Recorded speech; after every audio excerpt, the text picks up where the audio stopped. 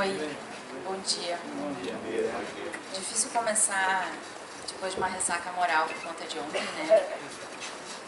Mas faz parte. Uma coisa me fez estar aqui justamente hoje, depois do que aconteceu com a STF.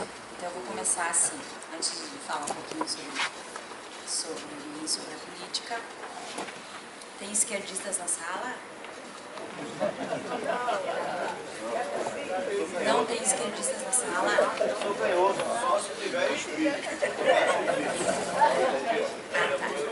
Então tá bom.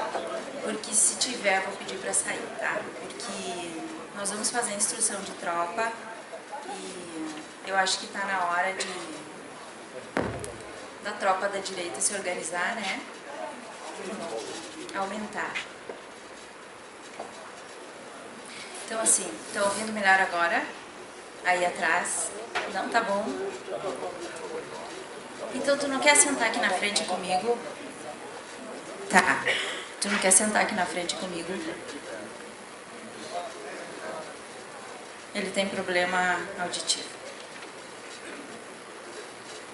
Então assim, tá na hora da direita se organizar partidariamente e politicamente, estrategicamente. Então, se de repente alguém tiver algum problema em ser militância, possivelmente a gente vai brigar até o final dessa instrução, tá? A gente vai ter que falar um pouquinho de estratégia, de como a direita pode se organizar, tá? A gente sabe quem vai sair e a gente sabe que o foco dele é aqui, não é lá no Rio Grande do Sul, onde eu moro. Você sabe quem vai vir pra cá, né? Então acho que está na hora da gente conversar um pouquinho. Bom, primeiro slide, quem vai passar para mim? Meu nome é Raquel Brunheira, eu sou jornalista, sou estrategista política e eu vim conversar um pouquinho com vocês sobre estratégia política, rede social e como que nós podemos usar isso na nossa vida.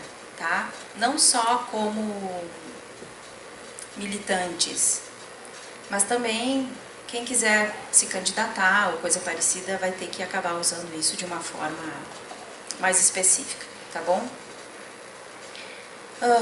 Vamos passar. Aqui eu falo que eu sou jornalista, enfim, isso aqui eu só vou mais ou menos conduzir para eu não ficar me perdendo no meio do caminho e eu vou direto ao ponto, tá ok? O meu objetivo é entendermos de que forma esse processo pode ser aplicado em nossas vidas enquanto influenciadores, lideranças e também candidatos da direita conservadora.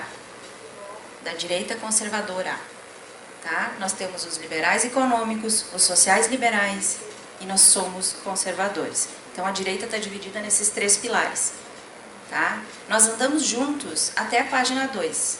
Na questão econômica, nós conservadores, os liberais econômicos e os sociais liberais andam de mãos dadas. Até a página 2. A partir daí a gente começa a divergir. Aí você diz assim, você começa a entender o porquê que está dando todo esse rolo no PSL. Eles são sociais liberais. E lá dentro quem está? Os conservadores e os liberais econômicos. Quem não está no Novo está no PSL. Não bate a ideia, gente. Em algum momento a gente briga. Ah, é a liberação da droga, ou é a questão do aborto. Tem gente mais liberal, tem gente mais conservadora, tem gente mais ligada a questões religiosas, tem gente que acha que isso não tem que interferir, tem gente que curte militância, sabe que tem que apoiar, sabe que tem que fazer, sabe que tem que se organizar partidariamente, estrategicamente, e tem aquele que diz assim, isso é coisa de esquerda, isso é PT com sinal invertido. Então, em algum momento, a gente começa a divergir. Então, aquela sigla acaba sendo uma torre de Babel, porque é muita gente falando linguagem diferente. E acontece o que aconteceu. Tá? Não é assim, o PSL é o problema. Não, é normal. Né? A direita brasileira está engatinhando. Ela é recém-nascida. É lógico que a gente vai ter esse tipo de problema. Ou vocês acham que quando as esquerdas se organizaram, estava tudo ok? Vejam quantos partidos de esquerda nós temos. Pariram quantos partidos de esquerda? E pariram por quê? Não é só estratégia. É porque em algum momento eles não se entenderam. Certo? Então é natural que aconteça isso com a gente também. Nós estamos num processo evolutivo. A direita chegou ano passado no poder. Então, essas ondas conservadoras que estão vindo, elas vão chegar e elas vão trazer outras siglas para a gente. Outros nomes, outras vertentes, coisas novas nos incomodam, coisas diferentes nos... Sabe aquele desassossego? Ai, mas eu não pensei que era assim, mas meu filho, é assim. Eu sinto muito, vamos aprender a ser assim, né? Por mais difícil que seja. Então a gente vai aprendendo com o passar do tempo. Pode passar para mim, por favor?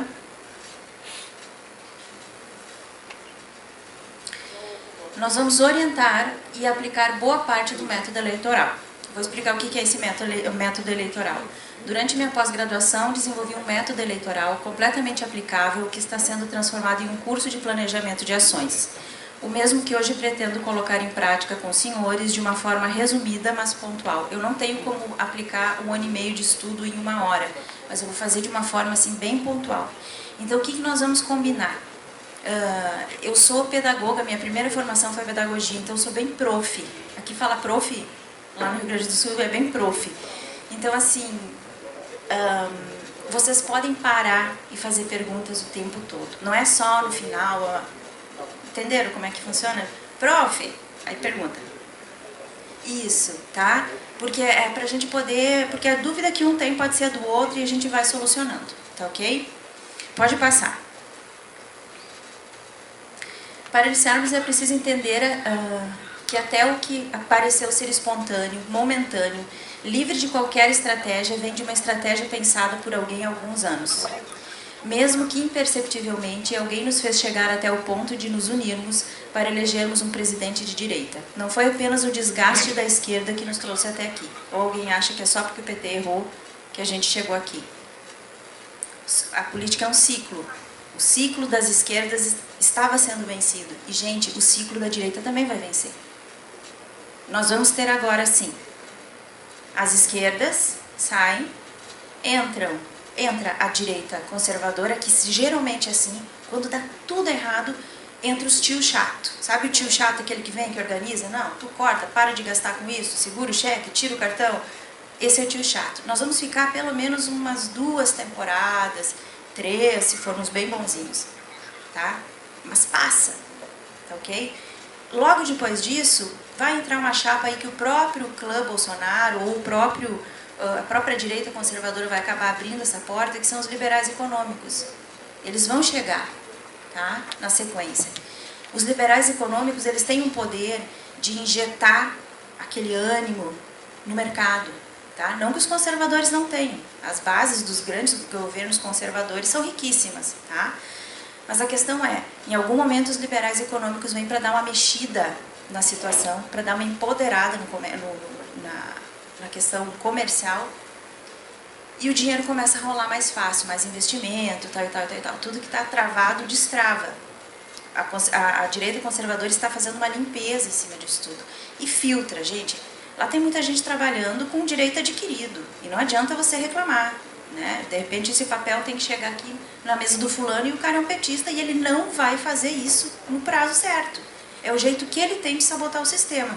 É um jeito desse tamanho, mas enche o saco. Atrapalha. E ele tá lá e tem uns quantos desses. Então não adianta a gente começar a exigir. Ai, mas eu achei que o Bolsonaro... Como, meu querido? Tu quer que ele faça um serviço do quê? Do boy? Não vai dar. É difícil. É demorado. É lento. Esse é o processo democrático. Tá?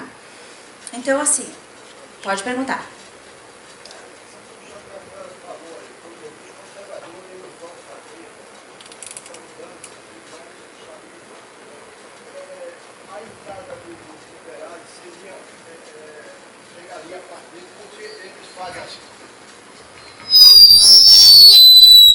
Estou te entendendo.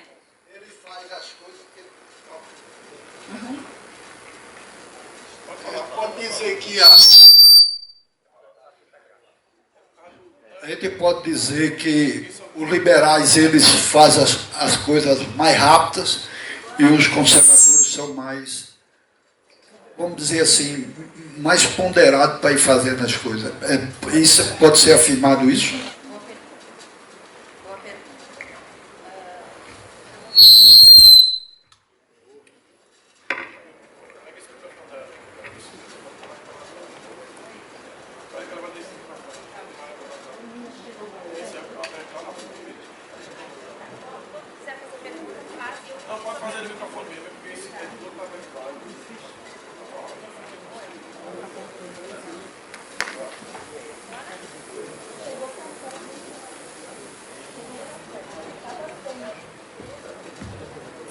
Agora vamos lá.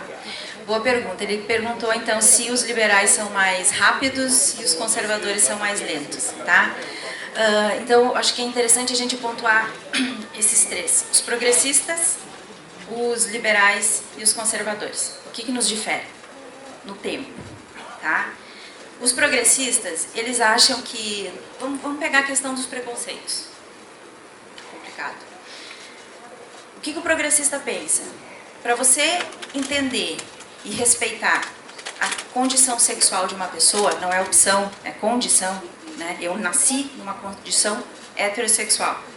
Há quem nasça na condição homossexual, né? Desde pequenininho você vê criança, mas é uma construção social. Eu não acredito nisso, eu acho que é muito da pessoa, nasce, enfim. Mas eu não vou entrar nesse debate. O que os progressistas pensam? Olha, quanto mais eu bater nessa tecla, quanto mais eu colocar isso na novela, quanto mais eu colocar isso na rede social, quanto mais eu deixar essa pessoa em evidência, mais as pessoas vão aceitar a pessoa que é o diferente, que não é tão diferente assim, porque a gente vê em todos os lugares, né? E se o progressista pensa dessa forma? Então ele acaba criando uma guerra ideológica em cima disso. Mas isso tem um efeito reverso, que é o desgaste, é o ranço ideológico. É uma coisa muito interessante, que quanto mais você fala no assunto, chega um ponto que aquele negócio enjoa, chega um ponto que aquele negócio começa a doer o ouvido, não aguento mais ver isso, de tanto que se fala no assunto, tá? Os liberais, no quesito tempo, eles têm o dinheiro, o comércio, o mercado como um grande deus, assim, né? Tudo parte disso. Então, quer dizer, e eu concordo com eles em muita coisa, mas eu sou mais conservadora nesse quesito, porque eu sei que tudo tem um ciclo. Na minha percepção, até onde eu estudei, tudo tem um ciclo. Quer dizer, para você, por mais preconceituoso que você seja, sabe quando que o teu preconceito cai por terra? O dia que tu tiver um filho ou um neto gay. O dia que você conviver, encostar num deles e tu dizer, nossa, que pessoa legal, que amigo. Quer dizer, com o tempo você vai quebrando essas barreiras. Por quê? Porque tu só ouviu falar. Nem todos os gays são aqueles que vão pra parada gay e fazem não sei o quê. Muito pelo contrário, sabe? Eles são empreendedores, eles são pessoas fantásticas. E de repente nos colocaram do outro lado da trincheira. Não, você é contra e ele é a favor. Não, quem disse? Quem disse que os conservadores não estão ligados nessas questões também? Quem disse que nós não temos trabalho social? Não é? Aí entra todo um debate que os conservadores, eles têm muito trabalho social, sabe aonde? Nas igrejas. Se você for analisar o padre da Igreja Católica, ele fica lá na canônica ou na igreja esperando que as pessoas venham. Algumas vezes vão até campo fazer alguma coisa, mas quem que veste o tênis e um terninho e vai na boca do crack, monta pequenas igrejas nas pequenas comunidades, são os pastores evangélicos. Eu não sou evangélica, tá? É só uma constatação. A questão é, muitas vezes eu vejo os liberais econômicos e os sociais liberais desfazendo de todo um trabalho que foi feito lá pela direita conservadora porque veio de uma igreja. Aquilo é trabalho social, gente. Servir sopa, dar comida, juntar a pessoa que está em estado de condições precárias na rua. Isso é trabalho social. Que nem o PT faz, que o PT se diz dono das causas sociais e não é. Tem muito trabalho social também na direita. E me incomoda muito quando eu vejo as pessoas dizendo que nós, conservadores, não temos interesse nas causas sociais. Quem disse? Quem disse? Vai ver as igrejas como é que funciona. Vai ver como é que é as doações das pessoas das empresas. Não sabem nada, não é porque a gente não está com camisetinha, com uma logo na frente, ou fazendo um discurso toda hora, gritando com uma plaquinha, que a gente não está interessado. Ninguém é cego, ninguém é burro. Concordam? Então há sim esse trabalho social. E eu gostaria muito que vocês defendessem isso. Toda vez que alguém disser que não é trabalho social, diz, é sim, tem muito trabalho social. Embora muitos de vocês não reconheçam, porque vocês reduzem tudo isso a bobagem de igreja. Isso aí é só para conquistar fiel. Pode falar. Quem ressocializa de verdade é a igreja, o Estado não faz todo esse serviço. E eu concordo. Eu concordo. Eu concordo. Os pastores estão dentro das igrejas, tirando gente de lá, convertendo gente. Raquel, eu não sei se ele vai virar bonzinho, mas a parte da igreja eles fizeram.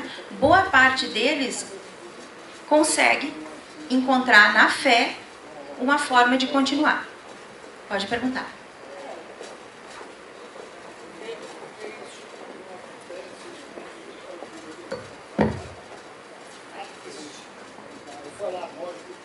Certo, certo. Uhum.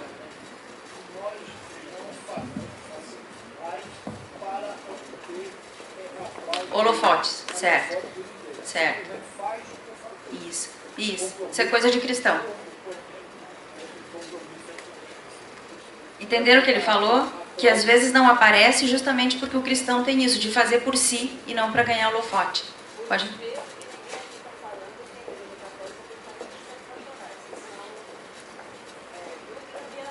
Isso.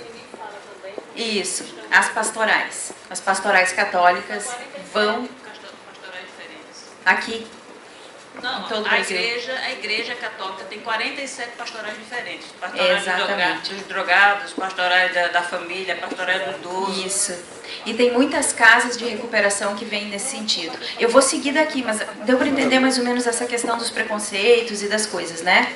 Então, oi? Pode ir. Uhum.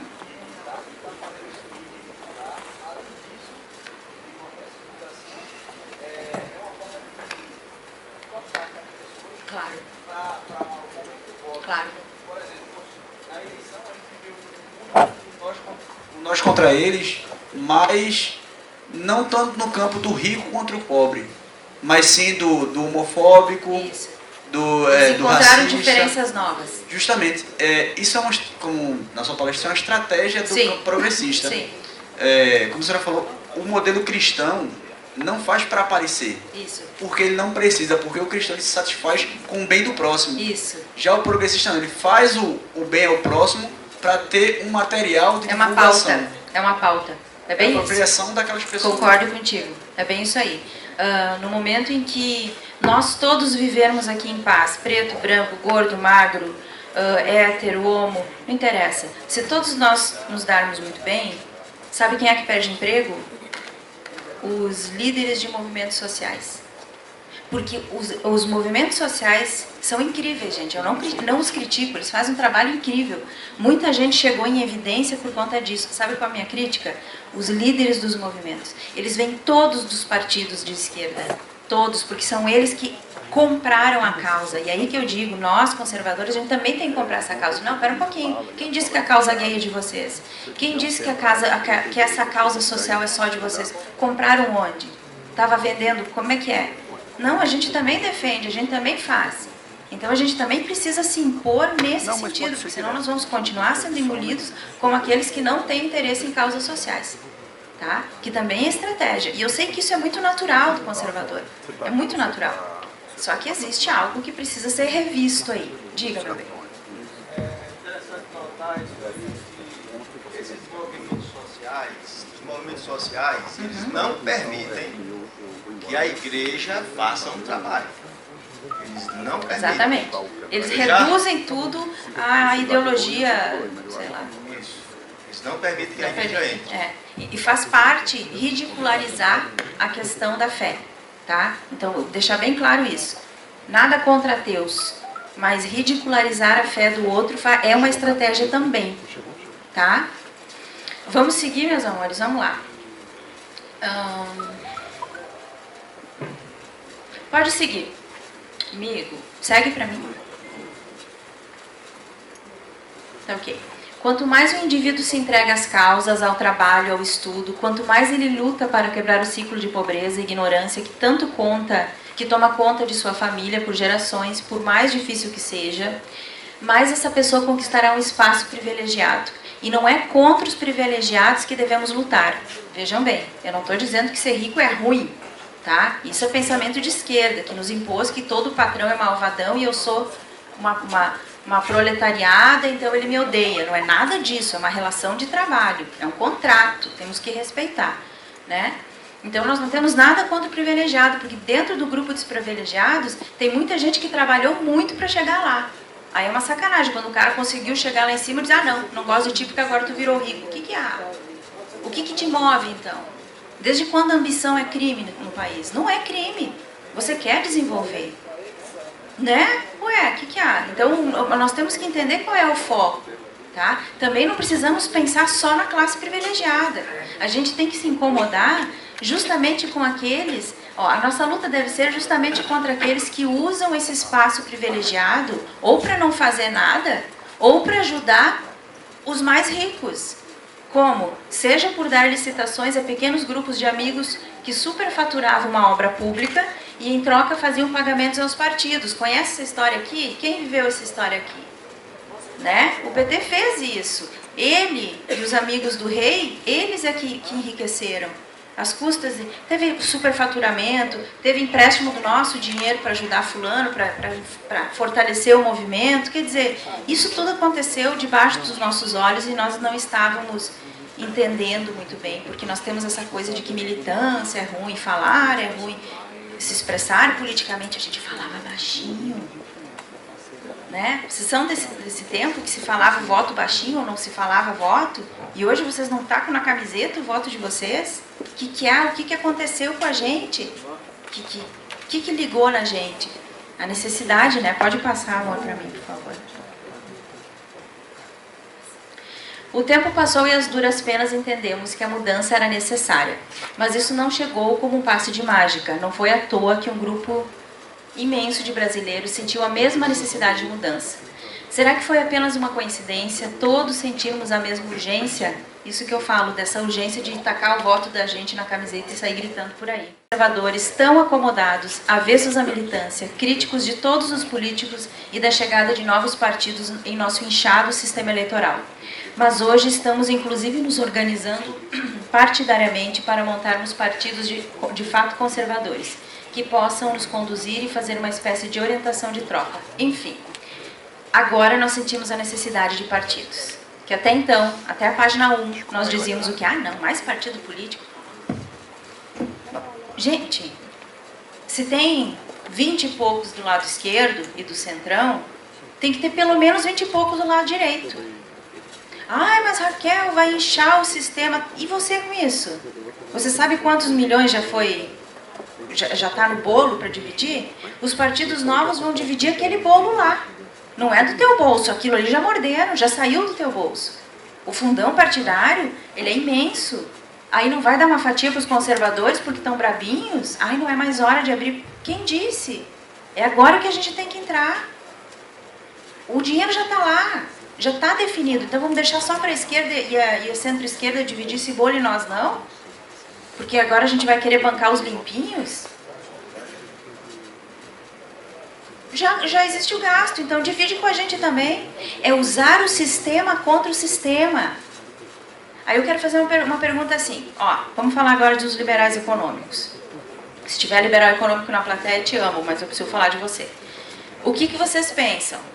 Vocês dizem assim, eu não voto num candidato que está usando fundão. Burro. Burro. Alguém vai usar, mas você não vai votar. E sabe o que tu vai fazer com esse candidato? Ele é teu irmão, ele é bom pra caramba. Sabe o que tu vai fazer? Tu vai tirar ele do processo. Por quê? Porque só se elege se usar. Ai, Raquel, mas eu sou contra o fundão. Então elege esse cara para ele chegar lá e botar uma política pública, botar uma lei para derrubar esse fundão.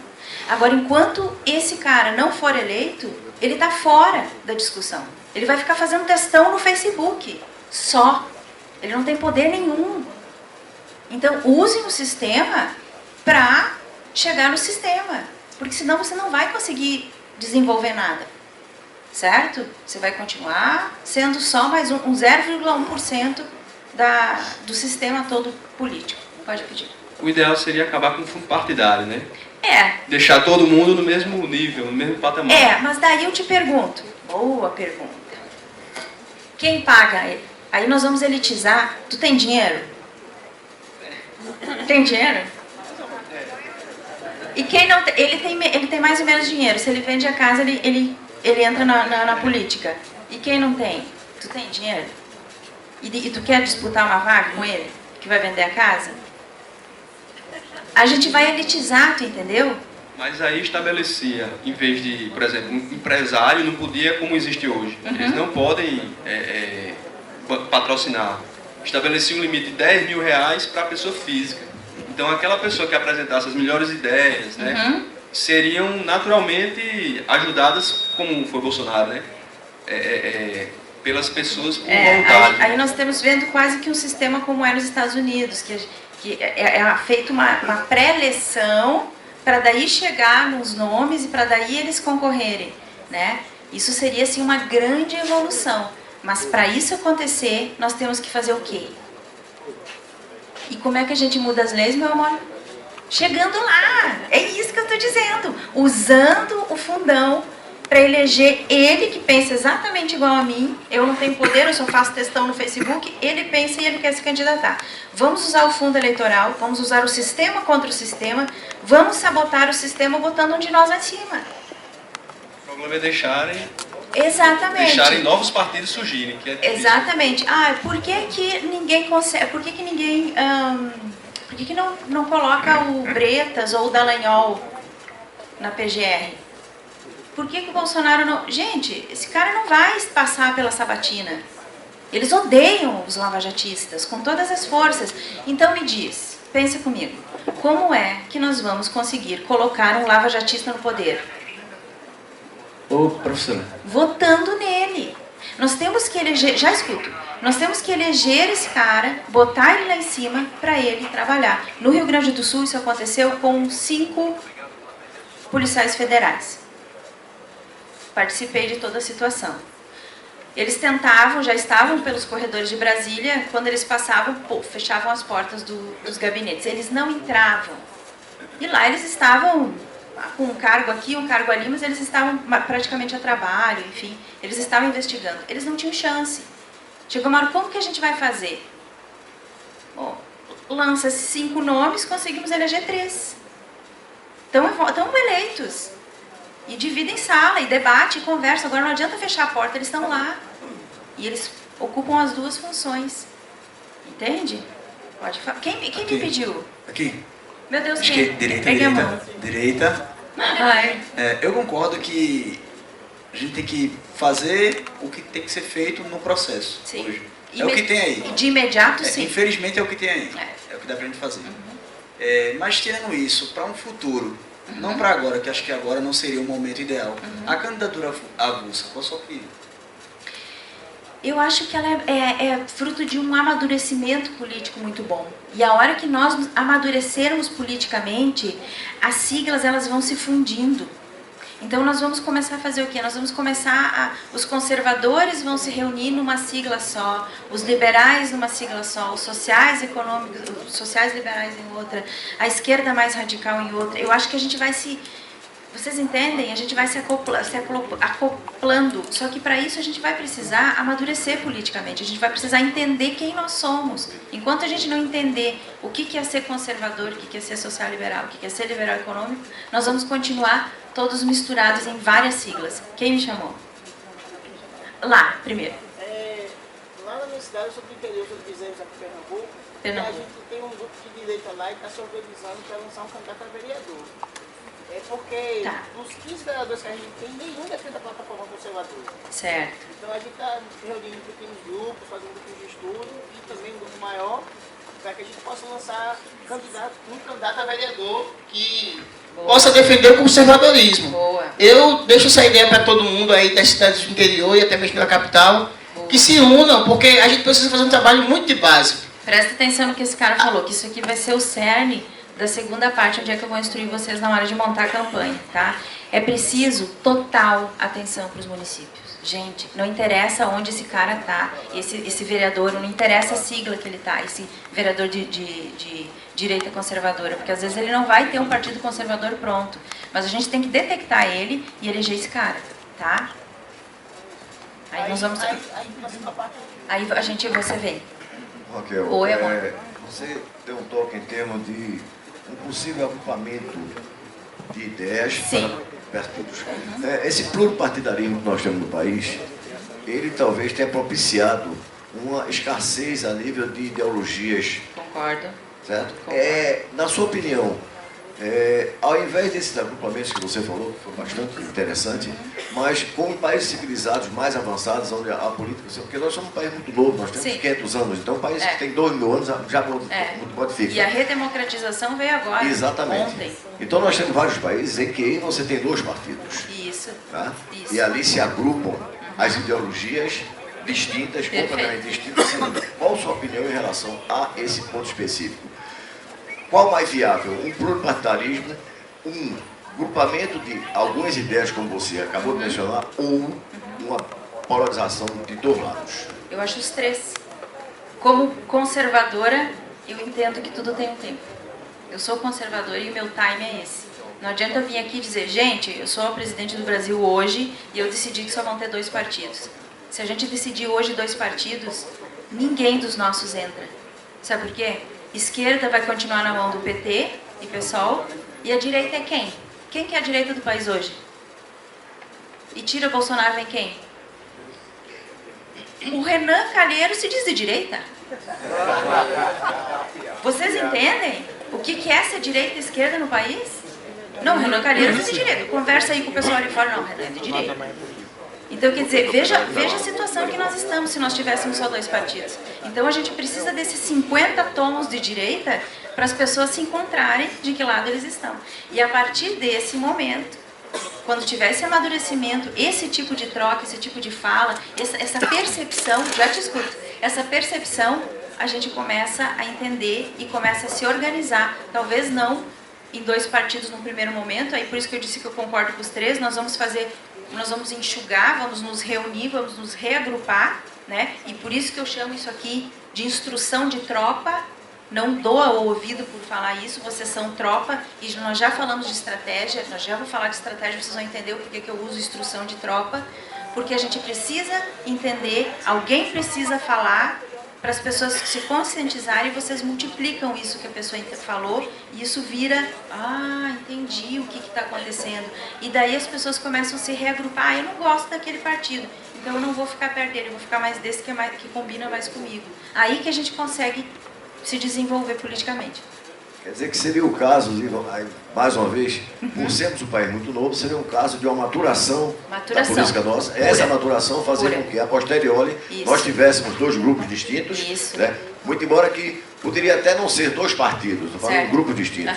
Como, por exemplo, nos Estados Unidos você tem 2 partidos, o colega até mencionou aqui. Mas tem vários democráticos, mas existem vários partidos menores que apoiam aqueles partidos. Então, quer dizer, nós estamos no princípio básico, né, da democracia. Né? Nós estamos começando, como você bem falou, engateando para começarmos, talvez, não para mim, para meus netos ou bisnetos, chegarem ao denominador comum. E eu e você, e toda essa gente que está aqui, nós somos estufa. E nós estamos apressando a maturação. Sem nós, vai demorar um pouquinho mais. Mas a gente está apressando essa maturação. Fala, meu amor. A senhora falou do sistema, às vezes a gente, para entrar no sistema, quebrar esse sistema, o próprio sistema dificulta a nossa entrada com ideias.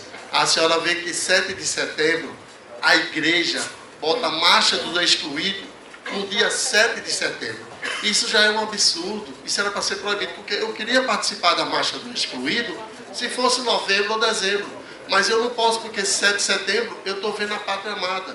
Então, a igreja, às vezes, tem esse problema. Como Bolsa Família, na Dinamarca, se eu não me engano, quem ganha ajuda social ou Bolsa Família, fica livre de votar. E não tem multa. Então, por que o Brasil não copia isso? Porque a gente fazendo só isso, a gente já tira essa parte da esquerda.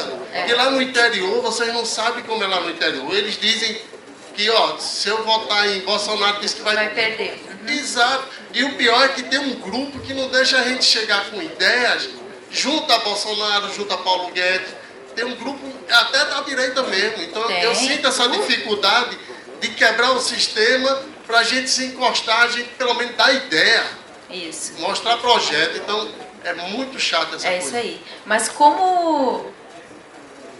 Como é que eu vou dizer isso sem chocar, meu Deus?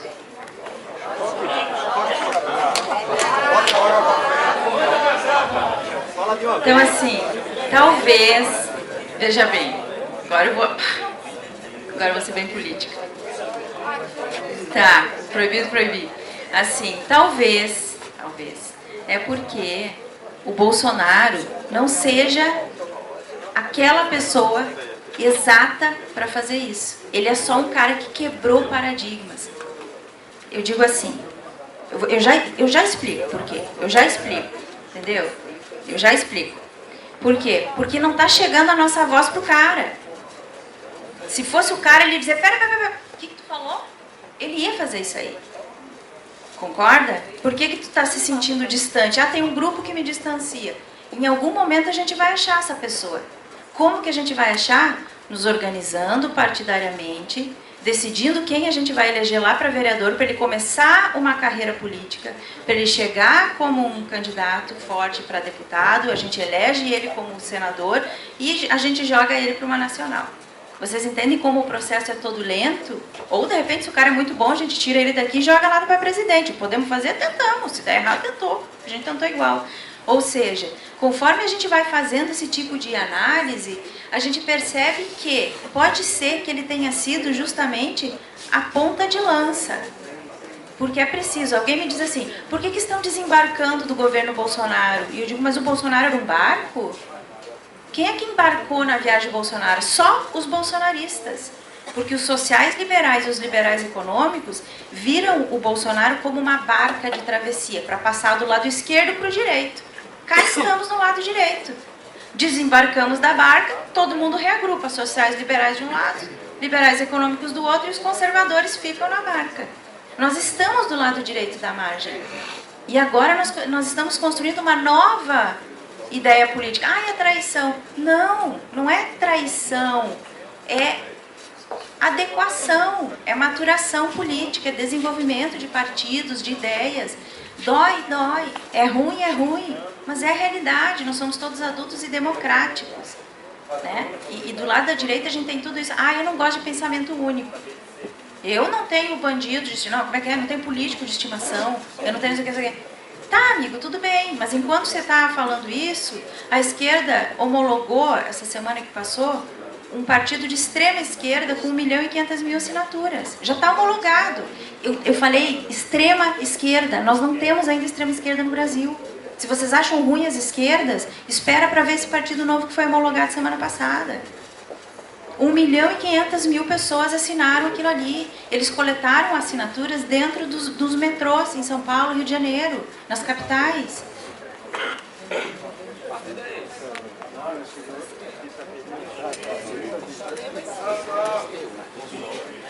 Mas o que interessa é que tá. Como que eles coletaram, eu não sei, se eu sei que tá lá. Então, e nós aqui ainda engatinhando, pensando que eu não gosto de pensamento único, eu não gosto de... Então a gente tem muito que desenvolver. E eu também tenho que desenvolver com essa palestra. Pode passar para mim? Pode passar. Vamos aqui. Vamos direto à estratégia, depois a gente vai para as campanhas, tá? Vamos falar de estratégia. Olha só, eu vou pegar o radical dessa palavra, lá do grego, para a gente entender do que nós estamos falando. Presta atenção nisso. Strátegos vem do grego, que se divide em stratos. Stratos significa exército, sempre que tiver alguma coisa de strato, tá? Mais ago, que significa liderança. Então, dá para entender que estratégia seria exército e liderança. Presta atenção sempre nessas palavras, tá?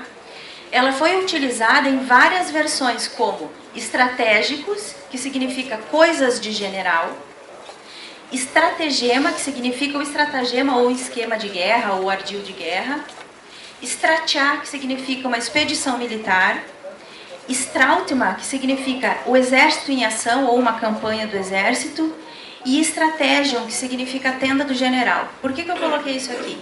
Notaram que tudo tem a ver com liderança? Estratégia tem a ver com liderança, com general, com comando. Ou seja, por que a direita está completamente perdida? Porque não tem comando. Porque todos nós temos aquela ideia de eu não aceito ser comandado, porque eu sou uma pessoa inteligente, eu sou uma pessoa evoluída politicamente, eu não gosto que mandem em mim. Eu tenho a minha visão, eu não concordo com isso. E a gente não aceita o comando, naturalmente nós somos assim. Aí tu vê o pessoal de esquerda que acha o máximo ser comandado. O cara dá um grito lá de dentro da cadeia, ele, sim senhor, eles estão na rua. E nós aqui nos incomodando com as ordens. Entende? Vocês entendem que estratégia... Então, um povo sem estratégia, um grupo sem estratégia é um grupo sem comando. E sem comando você perde a guerra. Pode passar para mim, amor. Fiz questão de colocar todas as definições onde a palavra estratégia era adequada no grego para ressaltar o quão ligada ao comando ela é. Podemos dizer que estratégia é a arte de combinar com seus pares, eu sou par de vocês, as ações de forças militares, morais, econômicas, políticas para promover uma defesa ou um ataque. Se a gente se reunir aqui e comandar uma coisa, um de nós é o general, nós estamos montando uma estratégia e nós vamos chegar no objetivo. Isso pode ser acoplado à política, tá? Estratégia é a arte do general vencer a guerra. Mas quem criou foi o general. Alguém pensou isso aqui. Estratégia é a arte do general, tá? A estratégia era usada apenas nas áreas militares até o final da Segunda Guerra Mundial, início da Guerra Fria. Depois foi transformada para o mundo político e empresarial. Quem é do ramo de empresa sabe muito bem que estratégia é violenta. É violenta, sabe? E eles batem na canela. É ali o nível do jogo. Quer ver? Olha só. Lembro de uma propaganda do Guaraná Antártica, que ele passava de helicóptero em cima de uma plantação de Guaraná. E ele dizia assim, olha ali a planta do Guaraná. É aqui que a gente tira o Guaraná Antártica. Pede para o concorrente mostrar a planta dele. Claro que a Coca-Cola não é feita de cocaína. Mas ele botou isso no ar e eu fico... tá aí. Será que é da Coca? Tu entendeu? Isso é estratégia no nível da canela. Como é que tu vai explicar pro cara? Não é? Nossa! É dedo lá. A estratégia... Ai, adoro essa foto. Adoro! Eu vou tatuar isso aqui. A estratégia é uma economia de forças. A estratégia é uma economia de forças. Quer ver? Eu vou dar um exemplo. Numa guerra, onde eu tinha um pelotão da... Era um exército polonês. Olha que interessante. Certo. Esse exército, eles tinham um pelotão, eles eram um pelotão reduzido, assim, tá? Os sardos alados. É lindo esse nome, né? O que eles fizeram? Eles colocaram nas vestes de alguns deles penas. Revestiram as vestes de penas e construíram com couro umas asas bem longas. E acoplavam aqui atrás, como se fossem duas asas, assim, como se fosse uma asa de morcego, de couro revestido de pena. E esse pessoal, ele ficava a cavalo. E quando é que ele entrava no jogo? Ele entrava no jogo, tinha os ponta de lança, tinha os da frente, os linha de frente, que entravam, estavam guerreando lá na base da espada, e de repente chegavam os sardos alados. Só que eles chegavam com tanta velocidade em cima do cavalo que fazia barulho. Vocês entendem? Imagine o barulho embaixo daquelas asas de couro, voando pena para tudo que é lado, porque aquilo era tudo colado. Tu calcula. Eles chegavam fazendo tanto barulho que eles pegavam o adversário, o exército inimigo, de surpresa.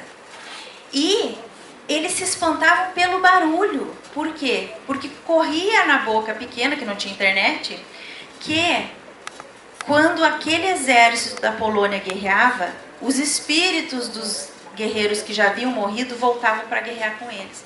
E nada mais era do que os caras vestidos de pena. Mas eles venceram guerras sem batalhar, só pelo pavor dos espíritos. Tá? Os gregos tinham isso, eles pegavam as suas fardas e eles arrumavam do jeitinho deles, assim. Tipo, cada um tinha um tipo de farda, cada um de armadura, enfim. Aí, de repente, o meu soldado tal, Adrianus, o máximo, ele morreu. Corria, mataram o Adrianus. Eu pegava, claro que isso aí foi um estrategista, um general que criou, né? Eu pegava a farda do Adriano e metia num outro soldado raso e dizia, tu entra de cavalo. Todo mundo, mas o Adrianus não tinha morrido, cara, ele só a roupa com aquela farda. Quer dizer, é uma forma que eles tinham de apavorar. Então, o que a estratégia é? Uma economia de forças. Se você pensar direitinho, você nem precisa lutar tanto assim. Tá? Pode passar para mim.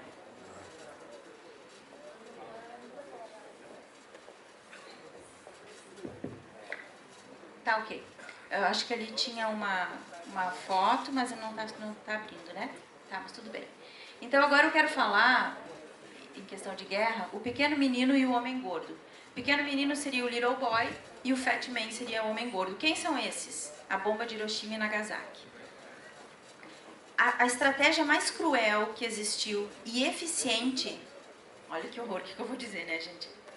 A estratégia mais cruel e eficiente que nós já tivemos noção na história foi justamente a bomba de Hiroshima e Nagasaki. Por quê? Vamos imaginar o cenário. O Japão lutando lá com os Estados Unidos. O estrategista pensou, esses japoneses têm muito dinheiro, nós vamos passar anos lutando com esse povo, nós estamos ficando sem grana, e eles... como que a gente vai fazer? Vamos atacar a cidade mais desenvolvida, as duas cidades mais desenvolvidas economicamente, vamos quebrar ele, vamos tirar dinheiro deles e a guerra para, porque eles vão morrer de fome do lado de lá. São esses duas cidades que estavam sustentando todo o Japão, a guerra contra o Japão, certo? E o segundo objetivo deles era dar um recado a quem? A União Soviética, que estava louca de vontade de pelear.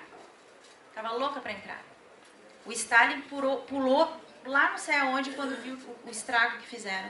Um estrategista pensou, bom, nós vamos ter que destruir duas cidades, vamos ter que matar 240 mil pessoas. Acho que ele não sabia se ele tinha noção. Eu já vi algum relato que ele não tinha noção de quantos iam morrer. Mas eles fizeram isso. É cruel, mas deu super certo. Pode passar. Raquel. Oi, amor. Posso fazer a pergunta? Quem está pedindo é aqui. Oi, claro. Na verdade, é um sentimento, né, que corrobora, de certa forma, com as suas palavras, né, e as palavras de todos os palestrantes que passaram por aqui.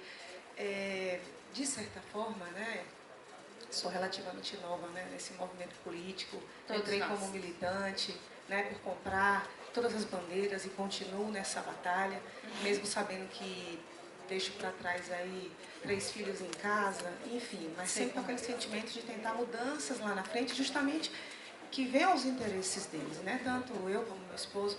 Mas o que é que às vezes eu percebo nas pessoas de direita? Né? Eu percebo que há um sentimento muito forte de individualismo. Há uma inteligência plena, né? Uma capacidade de criação maravilhosa, mas também há um sentimento de... A ideologia.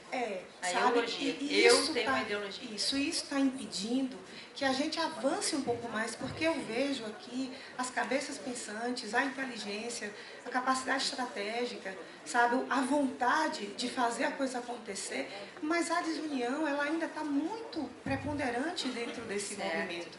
E aí tudo isso torna as nossas vozes silentes, porque de fato que não temos um canal de acesso até Brasília, não temos. Bolsonaro também não tem pessoas em todos os estados capazes, tipo um headhunter, né, de ver quem são os talentos e colocar esses talentos nos devidos lugares.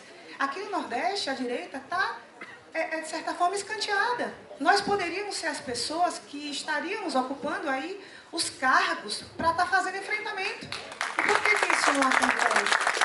Sabe? Eu acho que isso faz com que a gente, de certa forma, esmoreça, enfraqueça, volte para olhar mais para dentro de casa, né? Para estar mais focada na sua própria produtividade, porque a gente precisa, né, de produtividade para se manter.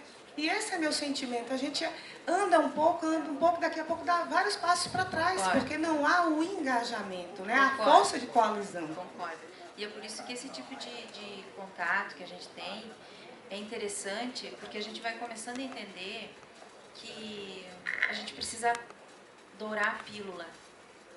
Sabe o que é dourar a pílula? Você tem uma pílula para tomar. Tem um gosto horrível. Então bota na frigideira, doura dos dois lados e engole isso aí de uma vez. Entende? Não é hora de lavar roupa suja.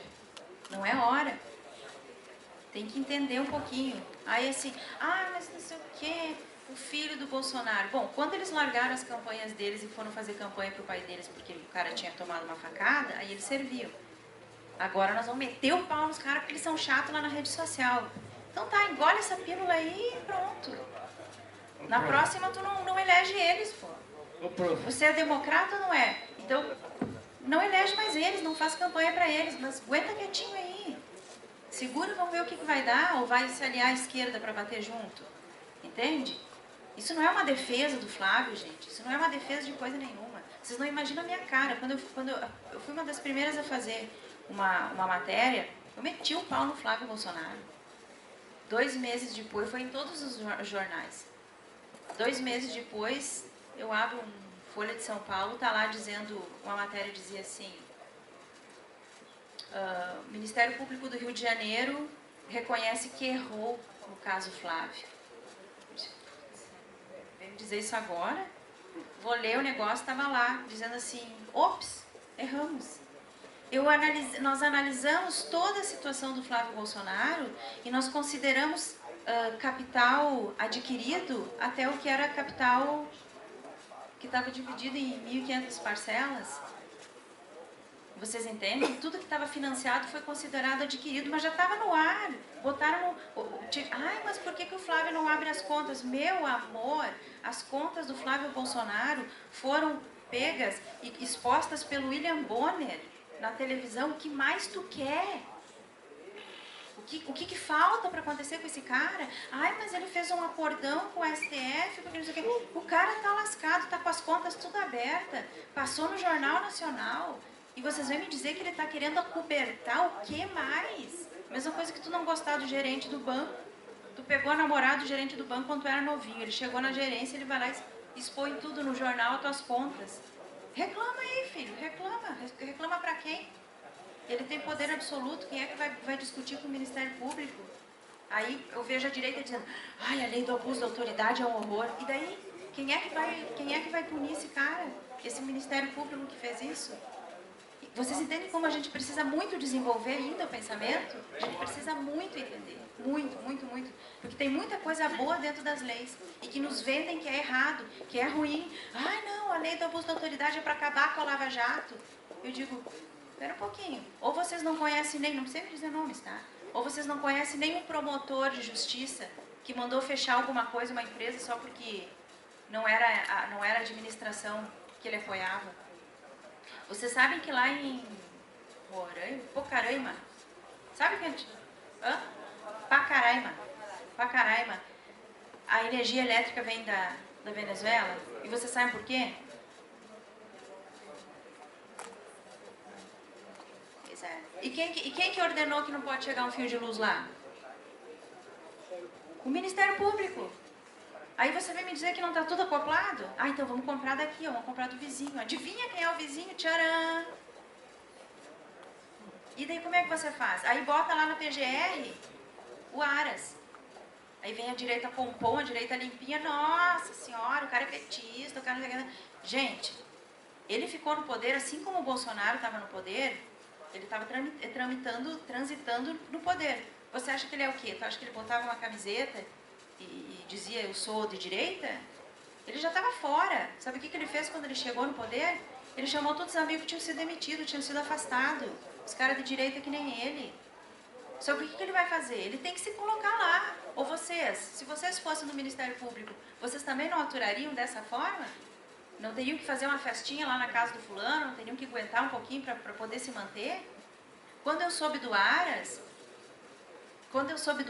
eu questionei. Eu tenho um contato bom dentro da Polícia Federal. Eu digo, e aí, como é que tu está se sentindo? Ele estava comemorando. Eu digo, por quê? É um dos nossos. Eu digo, tá, mas está todo mundo dizendo que era petista. E ele disse assim para mim, Raquel, assim como tem infiltrado na direita, tem de esquerda. O cara teve que conviver. Mas na hora da decisão, para que lado ele está puxando? E a gente compra muito essas narrativas que vêm do antagonista, do não sei o quê, do não sei o quê. A gente compra isso como uma verdade absoluta. E não é bem assim, tá? Então a gente... a lei do abuso da autoridade. Por que o Flávio não ajudou no veto? Por que o fulano não vetou? Mas quem disse que tudo aquilo lá é ruim? Pode falar, meu bem. Bernardo Kister.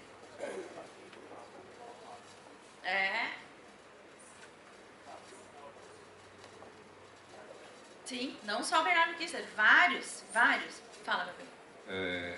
Bom dia, Raquel. Bom dia.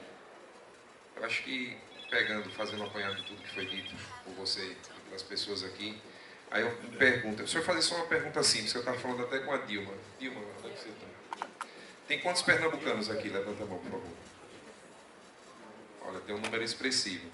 Mas, assim, eu esperava ter mais. Eu espero que vocês entendam o que eu estou falando. Eu vim de Sergipe, né, porque onde tiver uma união de conservadores, de direitistas, eu vou de carro, vou de avião, de jegue, de bicicleta. Dos meus. Entendeu? Vamos Eu acho que a gente precisa estar cada vez mais unido. Eu fiz um vídeo há mais ou menos uns 2 anos, né? Tem um governador comunista, um prefeito comunista. Eu disse umas boas verdades, sabe? Não, é Sergipe, sou sergipano, nasci em Aracaju. E eu consegui, né? Esse vídeo acabou, teve mais de 1 milhão de acessos, viralizou porque eu disse umas boas verdades. Eu não coloquei vírgula e nem ponto, né?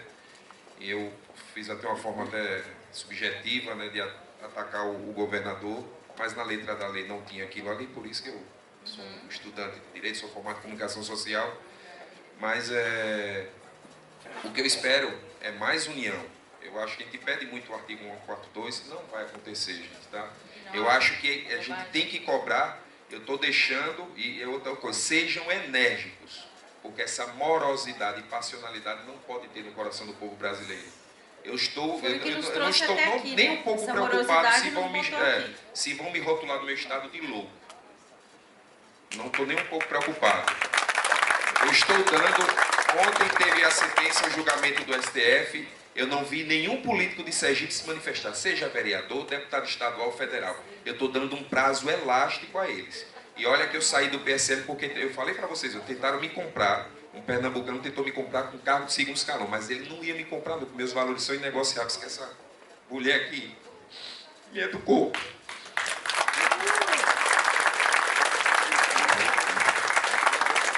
É que eu sou canceriano, desculpa, canceriano, Deus me livre, canceriano, eu sou muito emotivo. Mas eu vou pedir uma coisa a vocês, lutem, porque eu vou lutar sempre pelo meu país, e eu vou esperar. Agora, quando terminar o evento, que eu chegar no hotel, eu vou fazer um vídeo sem vírgula e sem ponto. Saí do PSL e estou no Patriota, porque foi o único que deu para abrigar as pessoas de direita e os conservadores que me seguem. Tá? Foi o único que deu, porque é contaminado o meu estado. Mas eu não vou poupar nem a candidata que está lá, que é do meu partido, que é uma colega, eu não vou poupar porque ela é vereadora, defensora. Eu não vou poupar ninguém, e eu vou cobrar. Eu espero que vocês façam o mesmo aqui, todos vocês cobrem dos seus deputados federais, que agora está no Congresso. Chega de morosidade, chega de palavras bonitas, rebuscadas, vamos falar de forma coloquial, incisiva, e que eles façam entender, reverberar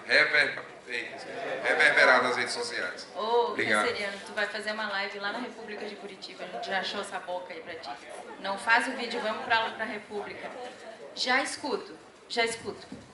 Eu vou deixar todo mundo falar. Tá, mas vão me dar um pouquinho mais de 1 hora, né? Porque, né? Qual é? Cancerígeno. Canceriano. Não sei o nome dele. Valdir Viana, amiga. Tá. Raquel. Ergue a mãozinha. Fala. Bom dia. Amor. Bom dia. Eu acho que a gente está vivendo um momento de mudança, né? De transformação, realmente a gente precisa. Eu estava fazendo parte do PSL aqui, do candidato, eu vou pegar o exemplo dele agora, dos pré-candidatos a vereadores aqui pelo PSL aqui em Recife. Eu sou fui um dos candidatos, Infelizmente, houve aquele problema com o Bivar. Todo mundo foi a favor do Bivar. Eu fui o único que fui a favor do Bolsonaro e eles me expulsaram do grupo. Então, assim, é necessário que a gente esteja preparado, a gente realmente tenha força de vontade, porque aqui, infelizmente, é o berço do comunismo. Essa é a grande verdade. Então, assim, me expulsaram o Marcos Amaral, que é o presidente hoje do PSL aqui, ele me expulsou do grupo, e veladamente, porque eu fui o único do grupo a defender Bolsonaro. Agora, eu não defendi Bolsonaro por uma ideologia qualquer. É pelo conservadorismo, é pela proteção da família. E isso não está acontecendo aqui em Recife. Eu vejo que não está acontecendo e a gente tem que se propor, se expor, colocar. O único vereador que a gente tem aqui, que é conservador, ele se chama Renato Antunes, é do PSC. Eu tive com ele esses dias aí conversando, é o único. Ele atua totalmente contra a Assembleia Legislativa, todos comunistas. Todos a favor do Paulo Câmara. Então, assim, é um desabafo meu e eu espero que isso seja uma ponte, que esse fórum, eu vou sair daqui realmente renovado para a gente ter força para lutar contra o comunismo aqui em Recife. Então, deixa eu seguir daqui, porque eu tô louca para começar a instruir a tropa, porque esse tipo de coisa me deixa bem afim. Me deixa bem afim. Vou voltar lá para Hiroshima e Nagasaki para concluir a questão da história da estratégia militar. A destruição das duas cidades foi tragicamente tão eficiente que obteve êxito em todos os objetivos. Quebrar a fonte econômica do Japão e assustar Stalin. Estava louco para pelear. Tá? E de quebra, veja bem, isso aqui o estrategista não imaginou que ia acontecer. Isso aqui foi por conta do estrago dos 240 mil mortos. Resultou em outra consequência inesperada. A partir daí se iniciaram as tratativas de acordo de equilíbrio bélico, chegando em seu auge na década de 70, com o Strategic Arms Limitation Talks, que seria o SALT 1 e 2. Em tradução livre, é mais ou menos conversas sobre limitação de armas estratégicas, ou seja, eles tomaram um susto tão grande com a destruição que eles começaram a dizer, opa, nós temos 3 potências aí com bombas, vamos conversar? Vamos ser amiguinho? Até então ninguém era amiguinho de ninguém. Eles começaram a se adequar, tá? Enfim, pode passar que essa parte aí, a estratégia militar, é bem gostosa de entender, mas a gente vai muito longe. 5 minutos? Morta, nunca. Jamais, não sai Hoje as estratégias, assim como as guerras, são mais sensíveis às pressões econômicas e à opinião pública, o que deixa claro que mesmo os mais poderosos chefes de estados, a opinião da comunidade mundial importa. E é nesse sentido que as estratégias políticas encontraram terreno fértil para usarem, os estrategistas políticos encontraram terreno fértil para usarem estratégias de guerra dos exércitos e de guerra mercadológica, tratando os partidos e os políticos como empresas e produtos que podem ser vendidos pelo melhor preço. Então, pode passar. Como que nós vamos... Agora a gente vai montar a campanha, tá? Eu fiz toda essa introdução e escutei todo mundo, porque a gente precisa entender de que forma que nós nos colocamos, nós estrategistas, nos colocamos no mercado. E eu vejo que aqui tem um grupo de lideranças, né? De repente aqui eu vou ter pessoas que vão criar campanhas para outras pessoas, assim como eu vejo que tem pessoas que vão se candidatar, certo? Então agora nós vamos combinar o seguinte. Pode passar essa fase aí, eu não vou entrar nesses detalhes, eu vou direto, pode passar. Cabe ao estrategista ligar o candidato ao eleitor, tá? E não é divulgar o nome e o voto, gente. Isso o radialista da rádio faz. Eu estou falando em estratégia. Como que eu vou ligar o teu nome ao eleitor? Pode passar. Convencer é vencer com a maioria. E como que você, estrategista, vai convencer alguém a votar naquela pessoa? Vamos para frente? Aos estrategistas políticos cabe a missão de definir objetivos. Qual que é o objetivo? Eleger o fulano para conselho tutelar é um objetivo. Para vereador é um objetivo. Para prefeito é um objetivo. Né? Encontrar o eleitorado preferencial, presta atenção nisso aqui. Isso aqui é muito importante. Quem monta a campanha, cadê meu amigo que monta a campanha? É essa parte aqui, ó, que eu te falei. E estipular tempo para realizar ações e criar estratégias para colocar nas ruas essas ações. Isso aqui é coisa de estratégia. Deixa eu parar de bater nisso aqui. Né? Isso aqui o estrategista tem que fazer, porque se não tiver estratégia, não tiver um tempo, não tiver um prazo, não vai adiantar nada. Pode passar. A regra de ouro da campanha é: haja sempre por antecipação e não por arrastamento. Ou você constrói a tua imagem, ou os adversários se encarregarão de construir. Ou você constrói a tua imagem, ou os adversários vão construir. Alguém vai construir a tua imagem. Ai, Raquel, eu não gosto de entrar em polêmica. Então não entre em política, meu bem. Não é lugar pra ti. Eu também sou bem barraqueira, amiga. Toma cuidado comigo. O que acontece? Se o bonzinho não se elege, gente.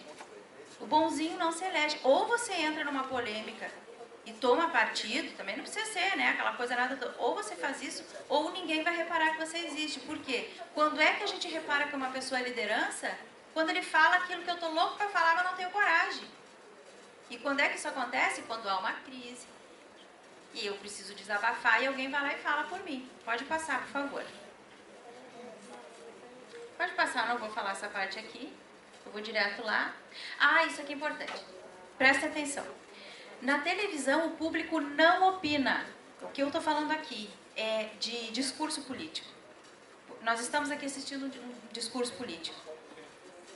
Nós somos só meros receptores de informação. O que ele falou, nós vamos decidir depois na urna se a gente compra ou não. Mas um debate político em rede social, nós opinamos e nós viramos produtores de informações. Por exemplo, eu estou aqui ao vivo agora, devo estar ao vivo em algum lugar. A pessoa pode estar lá embaixo me detonando. Tudo que eu estou falando aqui, ela está me desmentindo lá, eu nem sei. Se estiver acontecendo isso, um beijo para vocês. Mas isso pode estar acontecendo agora. E aquela pessoa, ela está criando uma narrativa sobre mim e várias pessoas vão comprar aquela narrativa porque não gostaram da minha cara. Isso acontece com os políticos.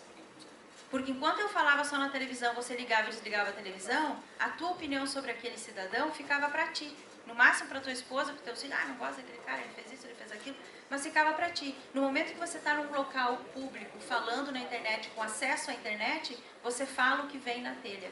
E às vezes é no calor da hora. Pode passar, por favor. Na hora, pode passar. É isso aí, é na hora, não dá tempo, não dá tempo. Como criar uma candidatura de sucesso e usar as redes sociais para alavancar nomes e conceitos e siglas? Pode ir. Vamos falar do método eleitoral. Não está aparecendo as figuras, né? E aqui não aparece o desenho.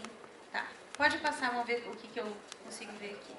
Bom, ali tinha uma figura que depois eu posso até mostrar, vou disponibilizar porque ele não está aparecendo. Não sei porque não está aparecendo as fotos aí. Mas enfim, que lá aparecia o método eleitoral. O que contempla esse método eleitoral? Mas aqui eu consigo colocar de cada vez. Criação do candidato. Atenção, estrategistas e quem vai criar a campanha. Cria o teu candidato. Às vezes ele é uma coisinha de Deus abençoada que ele já vem pronto, né? Eu conversei com uns 3, 4 aqui que já estão prontinho, redondinho para entrar na política. É só dar um empurrãozinho nele que ele vai. Mas tem uns que querem, mas a gente vai ter que construir, tá? Construções pessoais baseadas na linguagem verbal e não verbal, ou seja, aquilo que ele fala e aquilo que ele não fala também conta, tá? Sobre o olhar da ética e da estética. Ai, Raquel, precisa ser bonito para ser político? Não, mas precisa estar adequado. E eu vou explicar onde a gente entra nisso. As relações interpessoais e intrapessoais, de repente também não adianta o cara ser super popular e é uma encrenca danada que ninguém consegue lidar, um cara cheio de ego, um cara... Não tem como você eleger. Ou você vai eleger e só vai dar problema, né? Aí não dá. Ou tipo assim, eu não gosto de concorrer, eu não gosto que me critique, o cara surta quando recebe uma crítica. Filho, não é ambiente, não é lugar, tem que ter inteligência emocional. Aí eu falo sobre a autoimagem, a confiança, o poder de persuasão e a espontaneidade do candidato na conquista do eleitor. Utilize pontos de ações para criar um candidato competitivo, coerente, baseado em 3 pilares. Autoconfiança, objetivo e expressão. Pode passar. Lá na autoconfiança, meus amores, sabemos que o processo de conquista do voto passa pela confiança, tanto de quem dá o voto, quanto de quem está pedindo, ou seja, é preciso estar confiante para transmitir segurança aos eleitores. Questões estéticas, psicológicas, éticas deverão ser consideradas nessa construção. Agora eu vou ter que falar um pouquinho mais sério. Assim, se você for criar uma campanha para o teu amigo, ou se você for concorrer, em algum momento o estrategista vai ter que te dizer assim, você está confiante na tua imagem, na tua autoimagem? Como é que você... o que eu faço com os meus clientes? Eu digo assim para ele, como é que você se vê no... Tá, ok. Como é que como é que tá a tua autoimagem? Como é que você vai se sentir quando aparecer na campanha a tua foto? Tá tudo bem? De repente ele vai dizer, não, eu tô me achando péssimo, então vamos trabalhar, nós temos um ano pela frente. Mas esse cara ele tem que estar confiante, tá? Não vou entrar nesses detalhes não. Outro dia a gente conversa. Objetivo, a proposta-chave e o público-alvo. Isso é muito importante. Vamos supor, vou dar um exemplo. Aqui vocês descobrem que, sei lá, 30% da população anda de moto. Opa, que público, hein? Então, quem sabe na hora de você montar o teu candidato, na hora de você montar um pool de propostas para ele, você faz uma proposta específica para os motoqueiros. Aí, o João, ele tem uma proposta para os motoqueiros. Eu nem conheço o João, não sei nem de que sigla ele é, mas o motoqueiro vai dizer, tu viu que legal aquela proposta daquele vereador? Não, qual é? Tal proposta. Ah, não sabia, mas de que partido ele é? Ou seja, ninguém está falando no teu nome, estão falando na tua proposta porque você encontrou um público-alvo. Aí o cara pode dizer, olha, eu não vou votar nele porque é do partido tal, eu não gosto, mas gostei da proposta. Então, quer dizer, como perfeito, taxista, tem N pessoas que a gente consegue construir ali, a gente consegue encontrar objetivos, um público-alvo para esse objetivo. Pode passar. Expressão. Gente, olha só. Não é porque você vai ser candidatar a vereador que você tem que chegar na casa lá da vizinha e gritar que bandido bom é bandido morto. Sabe por quê, meus amores? Porque de repente essa vizinha, ela tem um filho que está preso, tu não sabe. Você me entende? Vamos usar o sistema pelo sistema. Você, vereador, não vai decidir nada em relação à pena de morte. Você é só o vereador. Nem o presidente está conseguindo dar canetaço nisso. Então não precisa todas as tuas opiniões tu jogar na cara das pessoas. Seja adequado com a tua expressão. Não adianta entrar numa polêmica vazia. Ah, mas eu acho, tá, tudo bem, tu acha, mas tu não precisa ir lá jogar na cara da mulher que tem um filho que está preso, que é um bandido. Ela prefere o cara preso do que morto, a visão da mãe. Tá? Então, entendam quais brigas tem que comprar. E entendam qual é a tua condição. Se você for para a presidência da República, aí sim tem opinião formada sobre aborto, sobre pena de morte, sobre arma, redução da maioridade, tudo isso. Mas enquanto você for só o vereador ou só o prefeito, você não vai ter esse poder de decisão. Então vamos usando o sistema adequadamente. Os conservadores andam assim, pode ir. A equipe pessoal, aqui tinha uma pirâmide e eu vou explicar o que tem. A criação de um cartograma do município que auxilia na criação da equipe de trabalho, isso aqui é muito importante. Por exemplo, não adianta você reunir 5 amigos para ser tua equipe de trabalho, não adianta. Por quê? Porque geralmente os teus 5 amigos, eles convivem com quem? Com as mesmas pessoas que você. Essa rede de contato você já tem.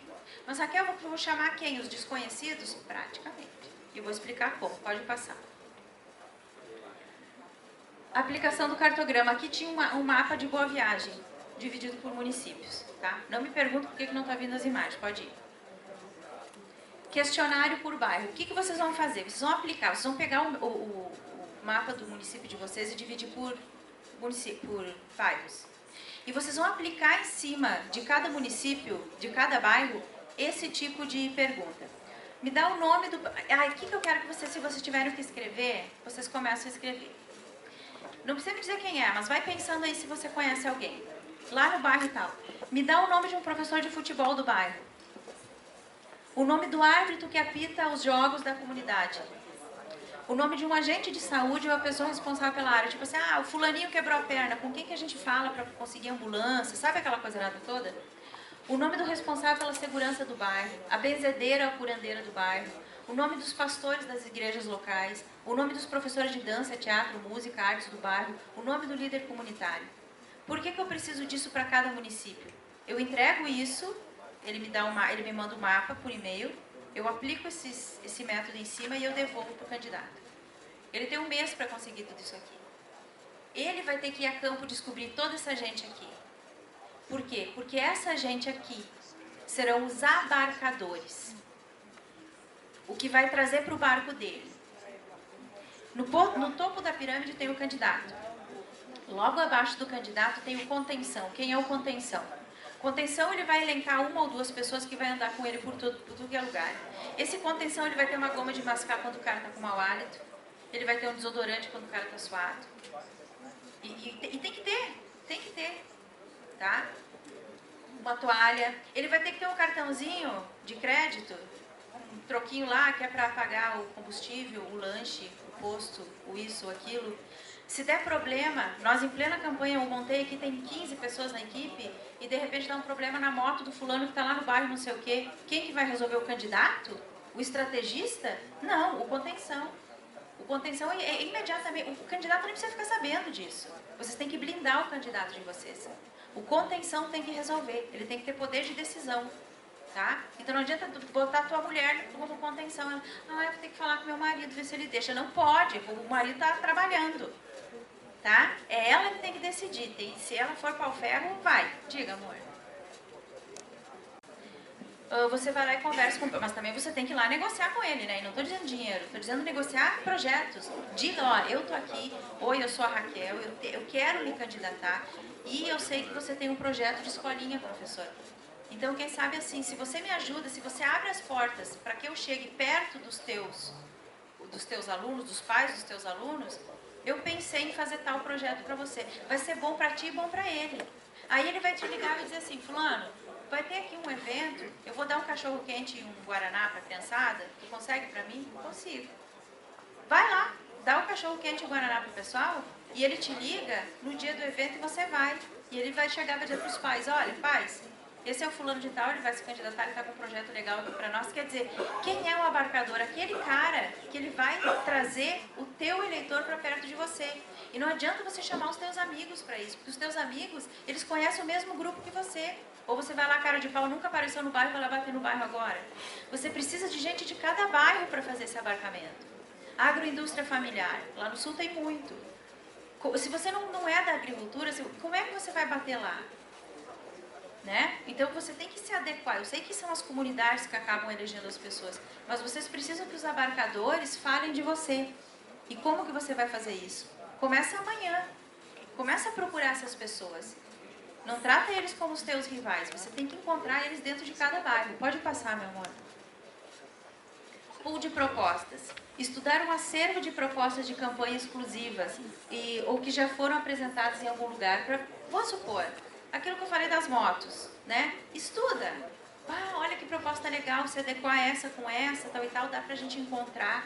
A gente consegue encontrar propostas bem interessantes pra gente, uma coisa bem sortida, para você entender qual a dificuldade de cada bairro. Você tem uma proposta, mas tem que estudar isso aqui, os estrategistas. Tem que estudar, tem que perguntar como que eu faço para chegar até aí. Pode passar. Multimídia eleitoral. Roteiro e direção dos vídeos. Escreve, faz o roteirinho, vai estar sentado. O que é roteiro? Você está sentado num determinado lugar, aqui são os tópicos, você vai dizer isso, você vai dizer aquilo, e encerra com tal.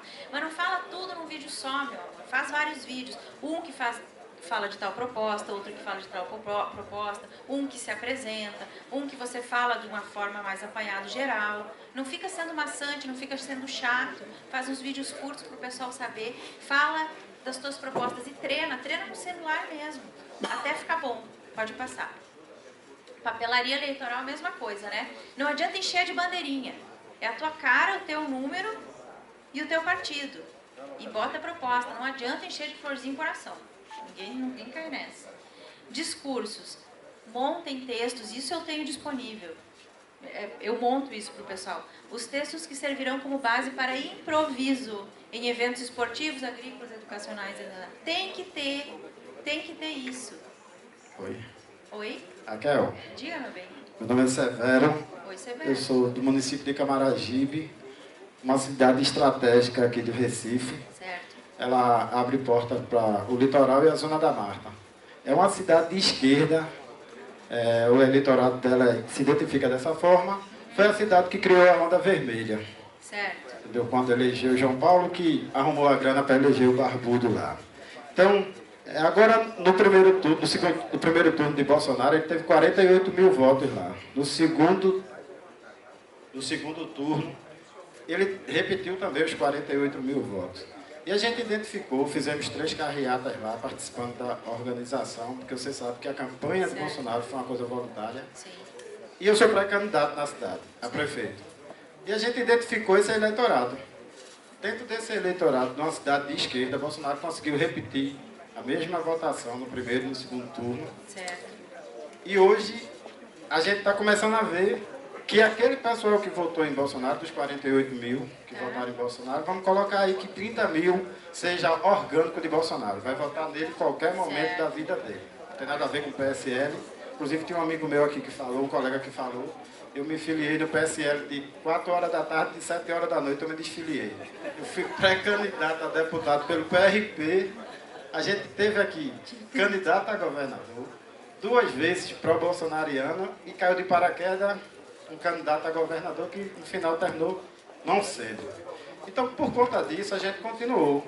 A gente tem muitos pré-candidatos a vereadores em Camaragibe que votaram em Bolsonaro, mas que têm um comportamento de esquerda, agora nesse segundo momento, que é continuar com a semente patriota.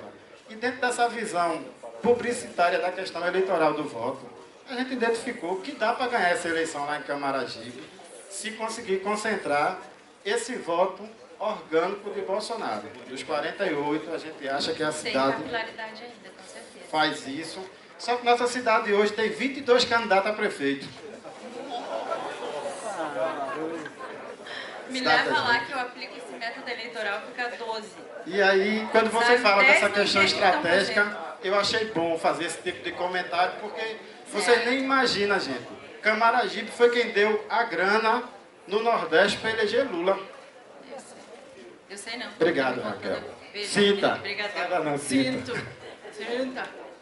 Então, é bem por aí. E quando você aplica uma coisa dessas, você vai ver que desses 22 candidatos, 10 não fazem ideia como encontrar essa gente toda que eu botei ali. Então, o que ele quer ser candidato se ele não sabe a realidade? Oi?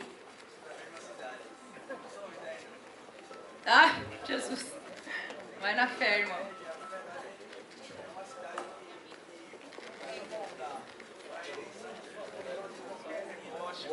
Por isso que os estrategistas estão em alta. E, gente, eu não acho...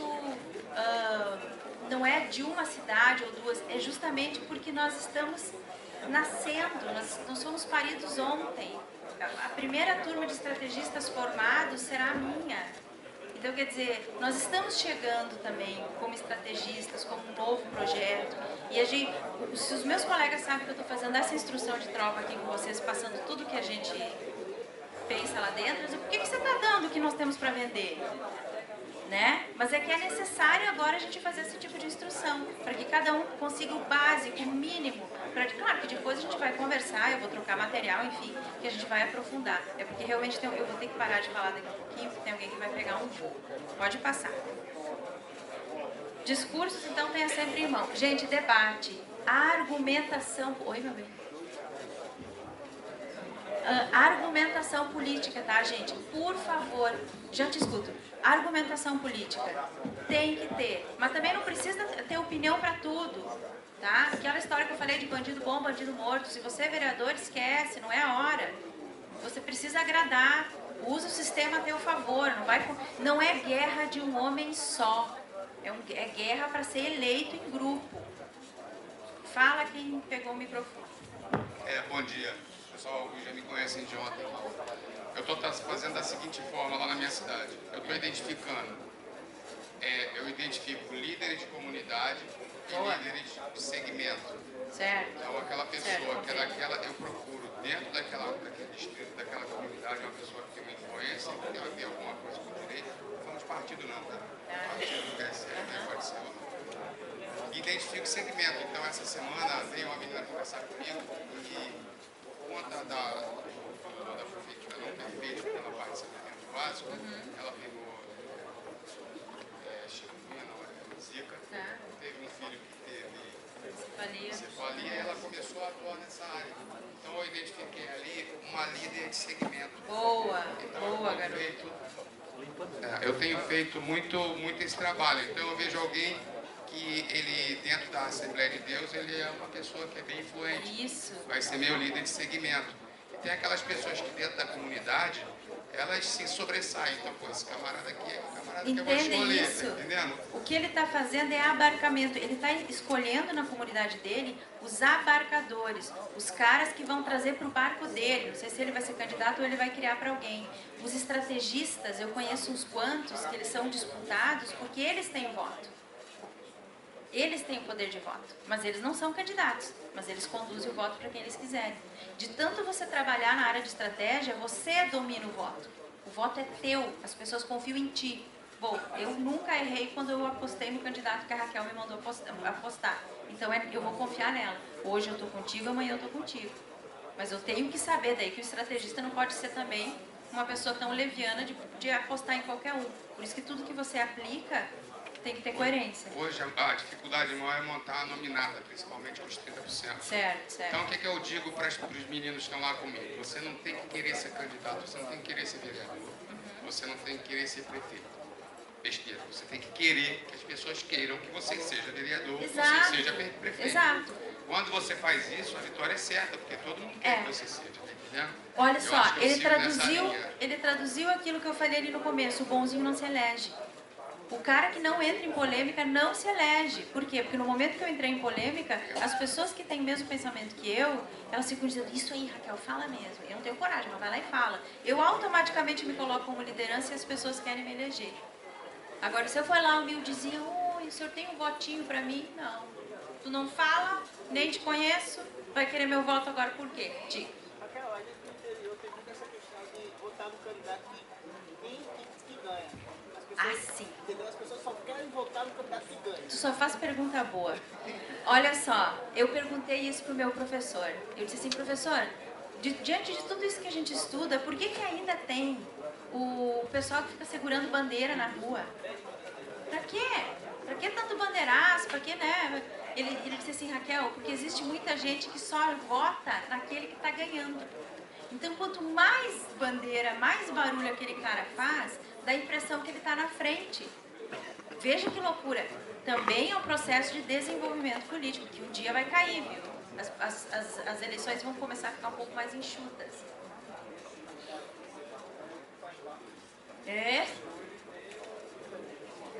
A administração na mão e ele usa a máquina para se favorecer. E se essa pessoa não levantar a bandeira para ele, perde o emprego Exatamente. Exato. Então isso, e veja bem, também é estratégia. A estratégia tu já ganhou também conta. Tá? Segurança. Oi, quem quer uma pergunta? Claro, meu bem. Como é que a gente conquista um espaço já consolidado por outro candidato? Exemplo, eu cresci na Assembleia de Deus, lá do Rio Grande do Norte, certo? Lá, a Assembleia de Deus já tem candidatos específicos, certo? Que se elegem com a pauta conservadora, que vão lutar, que vão fazer isso e aquilo, mas que não fazem nada. Tá. Nem para dizer assim, quando vai ter uma audiência, alguma coisa, eles não falam nada. Tá.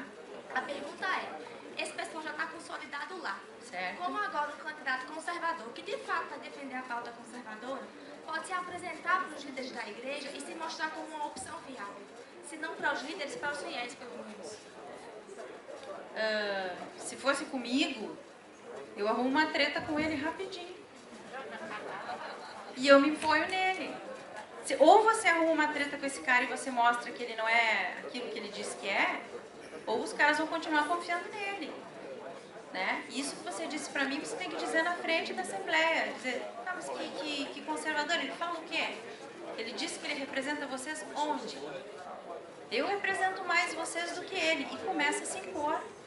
E confia em ti porque tu é mulher, tu sabe como é que a gente funciona. Raquel. Quem me chama? É a voz de Deus, fala. Vozeirão. Só um breve comentário. Claro. Você falou agora por questão de entrar em polêmica. É rapidinho. Quem não é visto não é lembrado. Exatamente. Treteiro não. Que não entra nas brigas não se elege. Quem?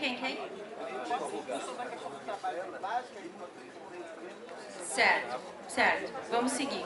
Aqui na conduta eleitoral, é interessante que os estrategistas tenham uma noção do que é pelo menos campanha antecipada, né, gente? Pelo amor de Deus, você pega lá um pré-candidato, você já joga tudo como se a campanha tivesse começado, você já criou, você vai ferrar a vida do cara. Pode passar para frente. E aqui tem uma coisa que eu acho importante. Aqui, presta atenção, gestão de crise. Quem não entra em polêmica não é lembrado, eu concordo. Agora, vocês precisam ter noção de que isso destrói a vida da gente.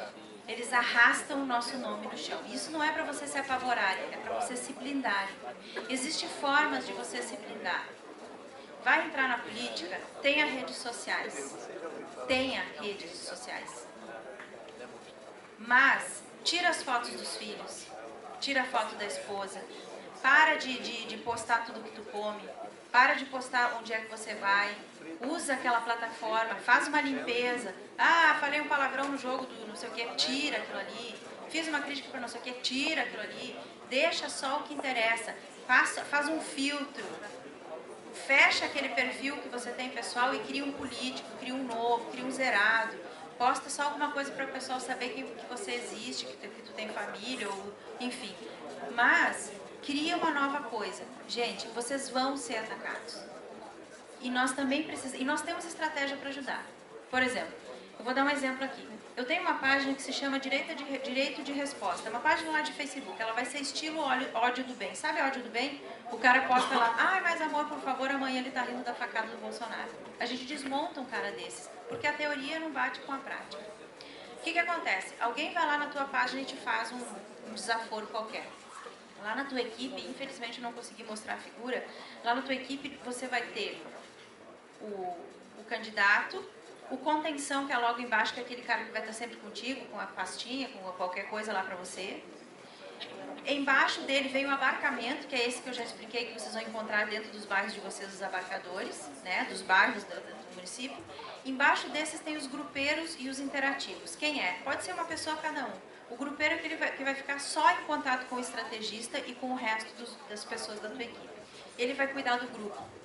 E o interativo é aquele que vai estar cuidando da tua rede social. O interativo, imediatamente, ele avisa o estrategista, olha, acabei de postar uma foto e o fulano foi atacado. O que o estrategista faz? Tira a rede social imediatamente do ar. Tira, bota lá. Não é para excluir. Tira ela do ar um pouquinho. Por quê? Porque armei uma armadilha. O cara foi lá, te xingou, eu tiro a rede social do ar, ele não tem mais acesso para ir lá e apagar. Ele não tem como apagar, a não ser que ele apague o perfil dele. Aí o que eu faço? Eu faço print, se é uma coisa muito grave, a gente procura a polícia, aquela coisa toda, né? Porque existe uma equipe jurídica para isso. Se for só uma bobagem, a gente vai fazer um print e vai dar uma resposta para aquele cara. E daí o que a gente faz? Uma coisa que aconteceu lá na tua cidadezinha, você vai mandar para mim. E eu vou jogar a nível nacional numa página. Entenderam por que eu perguntei se tinha esquerdista na sala? Nós vamos jogar isso a nível nacional. Aí, a gente vai botar a tua resposta aí, pequenininha assim, a acusação que ele fez. Automaticamente, de tanta gente fazer isso em todos os municípios, a página cresce. Ah, tu viu que o fulano tá lá na página, lá? Ah, vamos curtir essa página, vamos ver o que é. A página começa a crescer, crescer, crescer. E tudo que alguém te xingar, nós da direita, nós vamos dar nosso direito de resposta. Porque a gente não tem direito de resposta em lugar nenhum. Eles nos fecharam a porta, então vamos fazer o nosso. Vamos nós dar o nosso direito de resposta. E o que acontece? Tudo que eles te acusaram lá na tua cidade, a gente joga a nível nacional. E você fica com um cara conhecido nacionalmente. E nós vamos repercutir. Ai, prof, me chamaram de orelhudo. Tu tem problema com isso? Tu tem orelha grande? Tem, mas não tem problema nenhum. Então vamos fazer a charge, você com 2 orelhão. E tu compartilha isso, vamos debochar. Vamos rir da situação. A gente debocha. Você ouvindo numa parede, falando mal de ti, ou uma treta lá da cidade qualquer, que você escutou. Ah, então eu vou denunciar. Quer dizer, o orelhudo é aquele que escutou e que agora está denunciando. Quer dizer, dá pra gente reverter, isso significa que a gente consegue reverter mídia negativa para positiva. Guerra, é guerra. Você consegue pegar uma mídia que foi negativa para você e você transfere numa coisa positiva. Debocha. Vai chegar uma hora que o teu adversário político vai dizer, pô, tudo que eu bato no cara, o cara joga numa rede nacional, o cara tá ganhando moral e seguidor em cima de mim, ele vai parar de encher o saco. Você entendeu? Mas você tem que estar preparado para o atrito. Vai ter atrito, você não está sozinho, tá? Se precisar de mim, me chama, a gente tem lá as redes, me chama, a gente vai e anda em junto, a gente chega dando voadeira, né, de lá no sul. Fala.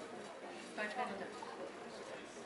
Fora a rebordosa que vem para cima do candidato, tem os familiares, tendo os filhos, né, Bolsonaro. Tem que preparar a família, gente. É, entendeu? Mas assim, e quando a família não está te apoiando? Acha que você é uma louca, acha que você só pensa em Bolsonaro, só pensa em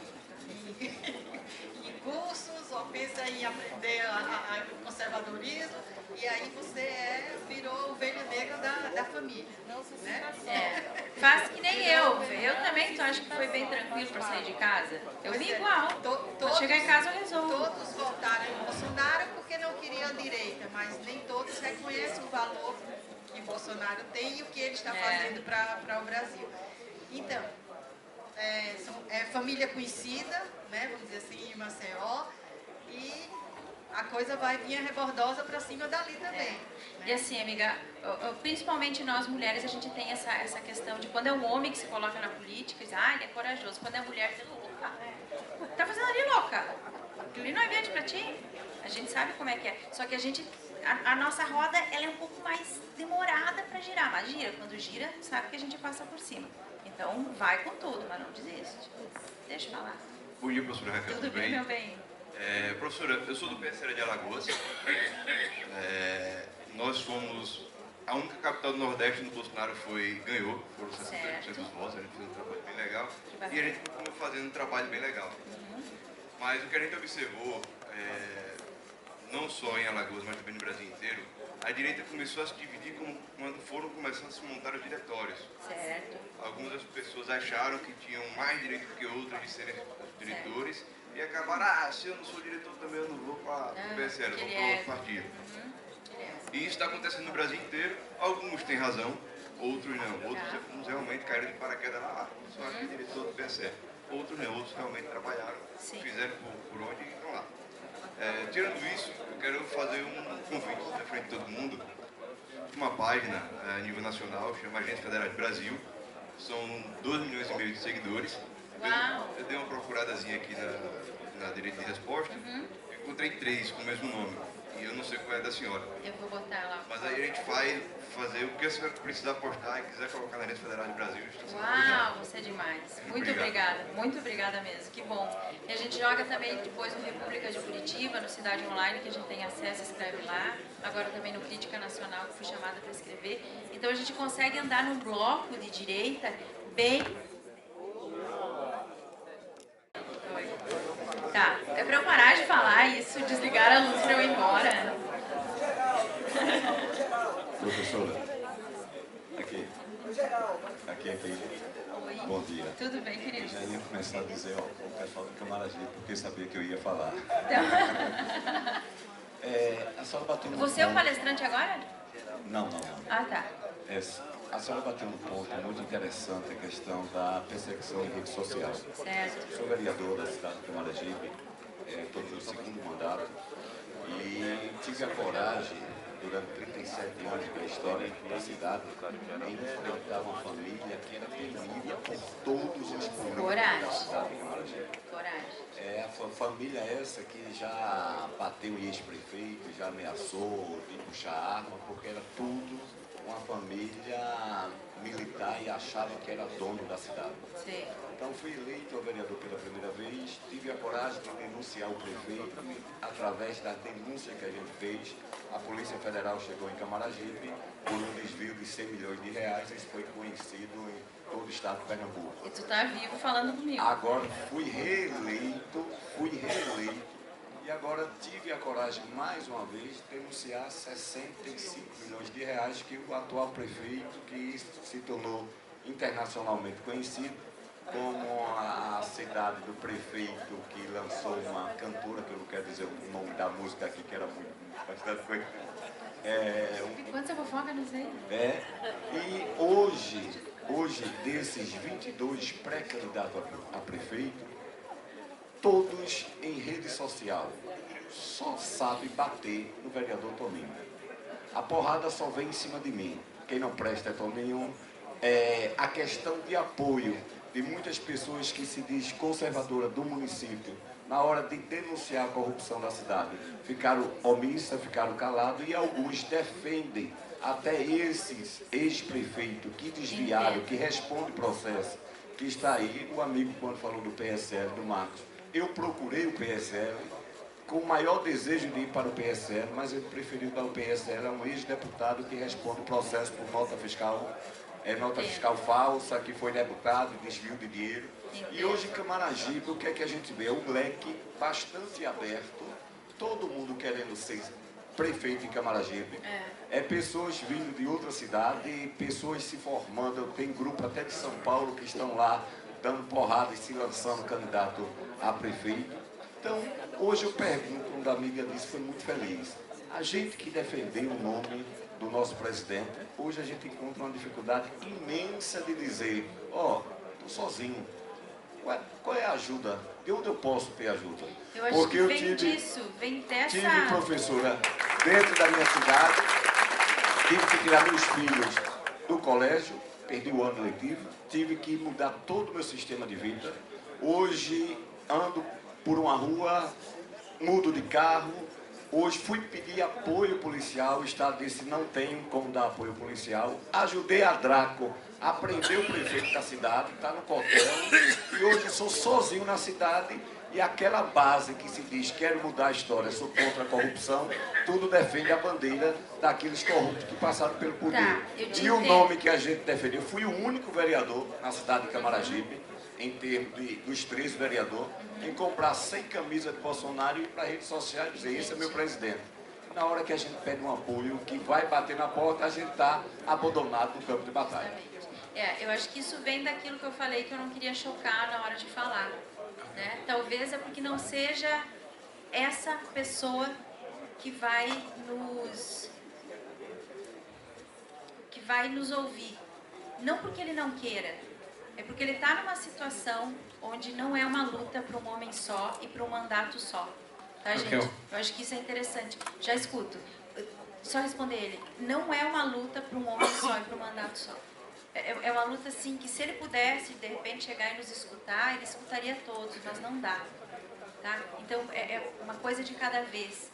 E aí nós temos que nos organizar partidariamente, politicamente, para que essas pessoas formar novos que vão fazer isso pra gente nos próximos mandatos. Começa no município, vai para o estado e assim vai, porque senão a gente não vai conseguir. Não é simplesmente o presidente chegar lá em cima e dizer, tá, agora eu vou escutar e vou trazer todo mundo. Entende o que eu digo? É uma coisa... Só um minutinho. Eu acho que, e se eu te disser que eu acho, só uma opinião perceptiva minha, ele está atento, ele sabe de tudo isso. Só um minutinho, não fazer interferência. Pedir desculpas a você, pedir desculpas a todos, mas é como o teu estilo foi prof da palestra. Foi prof, nós já estamos além e nós temos mais dois que podem falar. Eu quero combinar, nós vamos, para ela fechar, vamos combinar de ficar até 12h30, a gente colocar lá, tá bom? Que amorzinho. Então tá, então eu não vou deixar mais interromper e a gente conclui, tá? Vamos fazer? Então, gestão de crise é essa daqui. Como que a gente vai fazer? Vai bater, vão interferir, vão esculachar contigo, vão pegar a tua imagem, só que a gente vai ter que andar em bloco, tá? E é um grande bloco. Vai ter uma página lá, a gente vai jogar tudo que te acontecer nos municípios, a gente joga para uma nacional. Sem medo da visibilidade. Você vai ficar conhecido nacionalmente. Só que nós vamos dar o direito de resposta para você, tá? Quando alguém te atacar, não responde no calor da hora, pelo amor de Deus. Me liga, mas não responde no calor da hora. É rápido, só pode falar.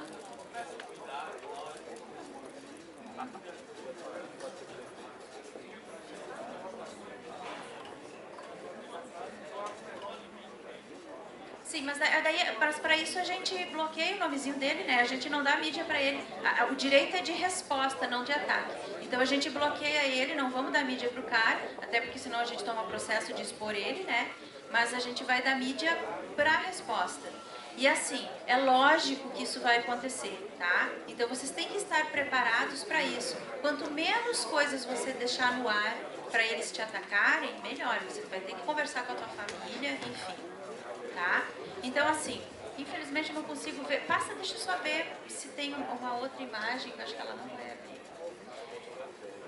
Seguindo o roteiro básico desse método eleitoral, pessoas comuns podem atuar como coordenadores de campanha, gestores dos seus próprios pleitos, podendo baratear todo o processo e encontrar pessoas dispostas a aplicar a política como ela deve ser. Eleger representantes do povo. No momento em que você se coloca, você faz uma campanha enxuta, barata, não elitizada, e você se coloca como um líder da sua comunidade, quem quer você são aquelas pessoas. Então, a política cumpre o seu papel, que é de votar nos representantes, aquele cara que fala aquilo que eu não posso falar, aquele cara que tem a coragem, Toninho, de bater. E aí eu te pergunto assim, Toninho, não precisa nem me responder, mas é uma questão.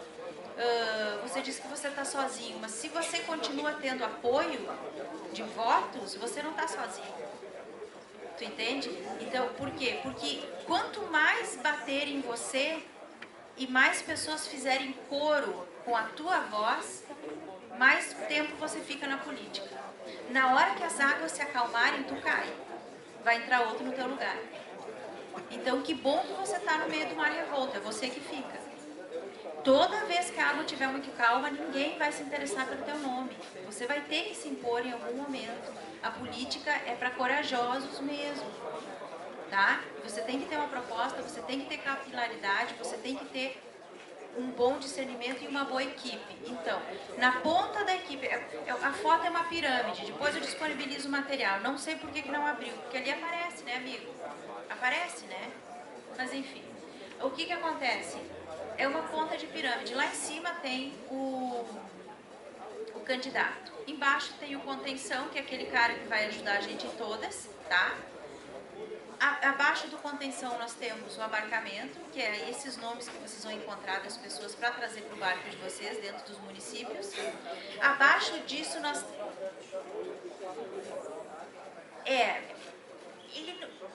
mais ou menos isso. O cabo eleitoral ele tem até uma outra função, porque ele funciona lá na campanha. Isso eu estou falando de um ano inteiro de conversa. Todo planejamento, isso é um planejamento. O cabo eleitoral ele vai falar de votos. E o abarcador, ele vai fazer a ponte, ele vai bater, ele vai abrir a porta para você entrar num lugar que não é teu. Que você não iria de jeito nenhum, que não é a tua área. Entende? Porque a gente precisa chegar nesses lugares. Então ele vai fazer um abarcamento, ele põe as pessoas para o teu barco, ou você no barco das pessoas, alguma coisa parecida. O Nordeste evoluiu muito nos últimos anos, isso é inquestionável.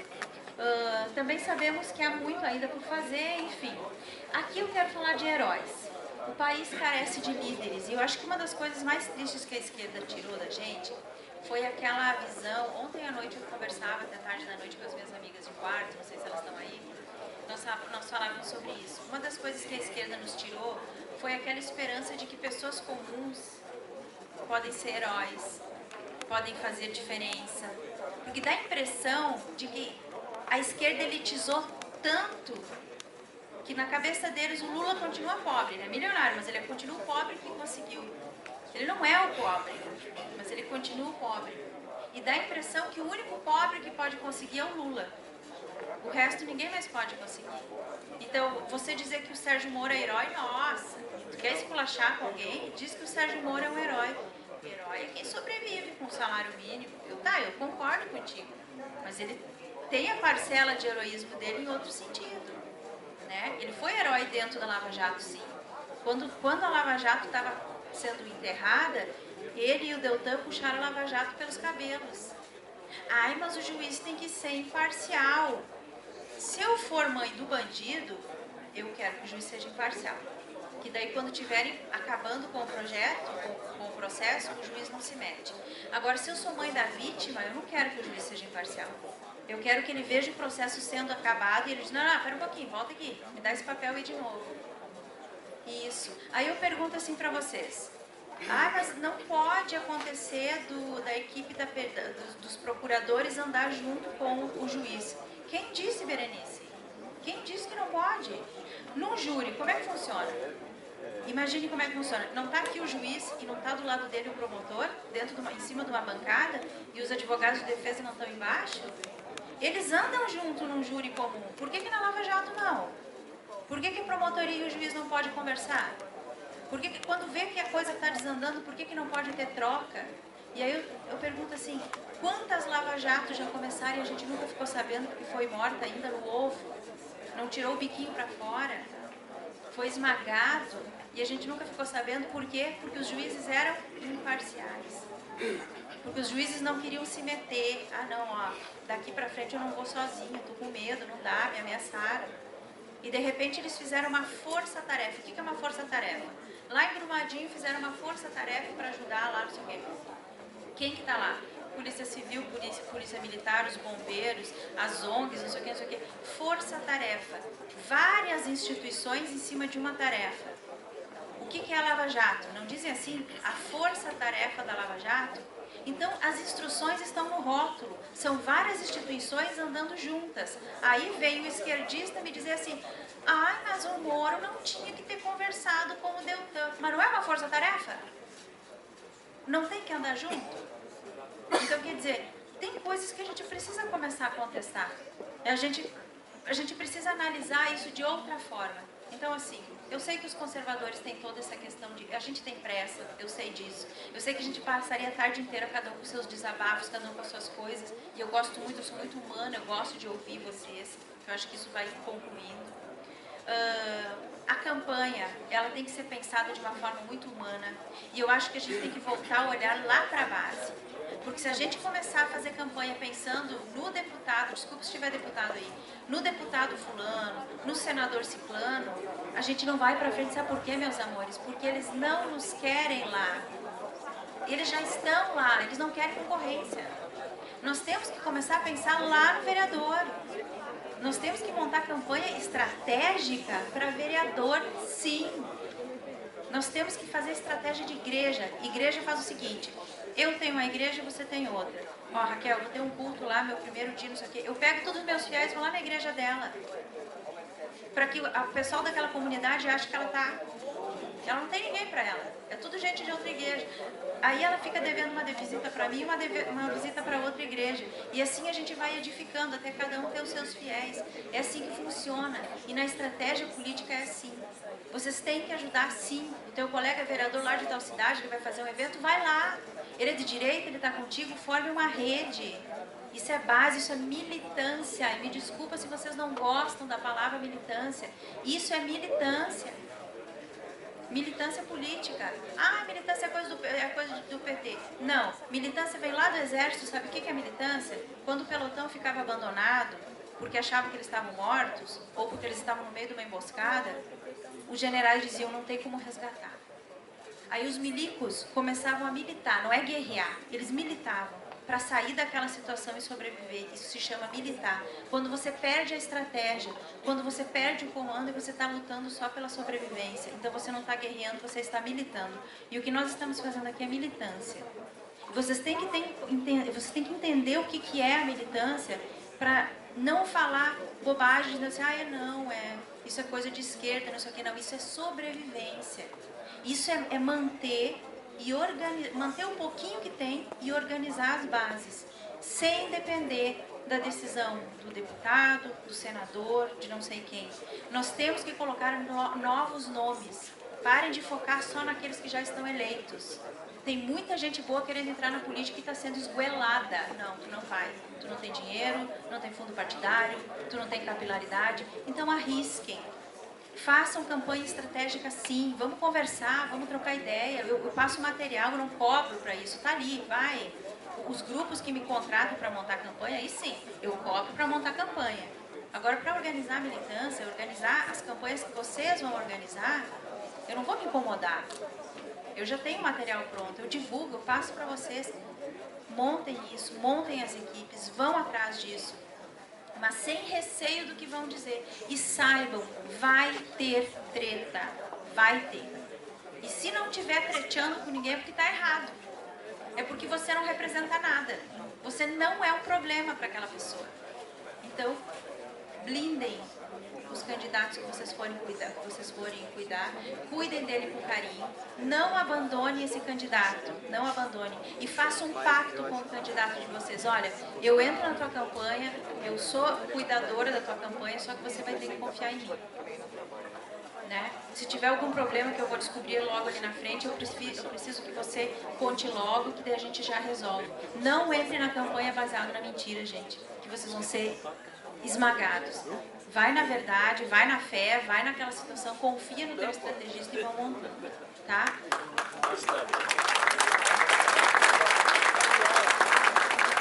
Oi? Como que vai repassar? Boa pergunta. Eu posso disponibilizar lá no site, cadê Temístocles? Se eu disponibilizar todo o material lá na página do evento, pode? Então, me deem até a semana que vem para eu chegar em casa. Aí eu disponibilizo lá na página do evento a partir de segunda, terça-feira, tá? E daí vai ter lá o download, vocês vão ver todas as fotos e tal. E eu vou deixar meu contato. Fechou? E daí eu vou passando o material, prof, como é que faz isso, como é que faz aquilo, e a gente vai instruindo a tropa, tá? Gente, brigadão mesmo, vocês são os amores. Muito obrigado.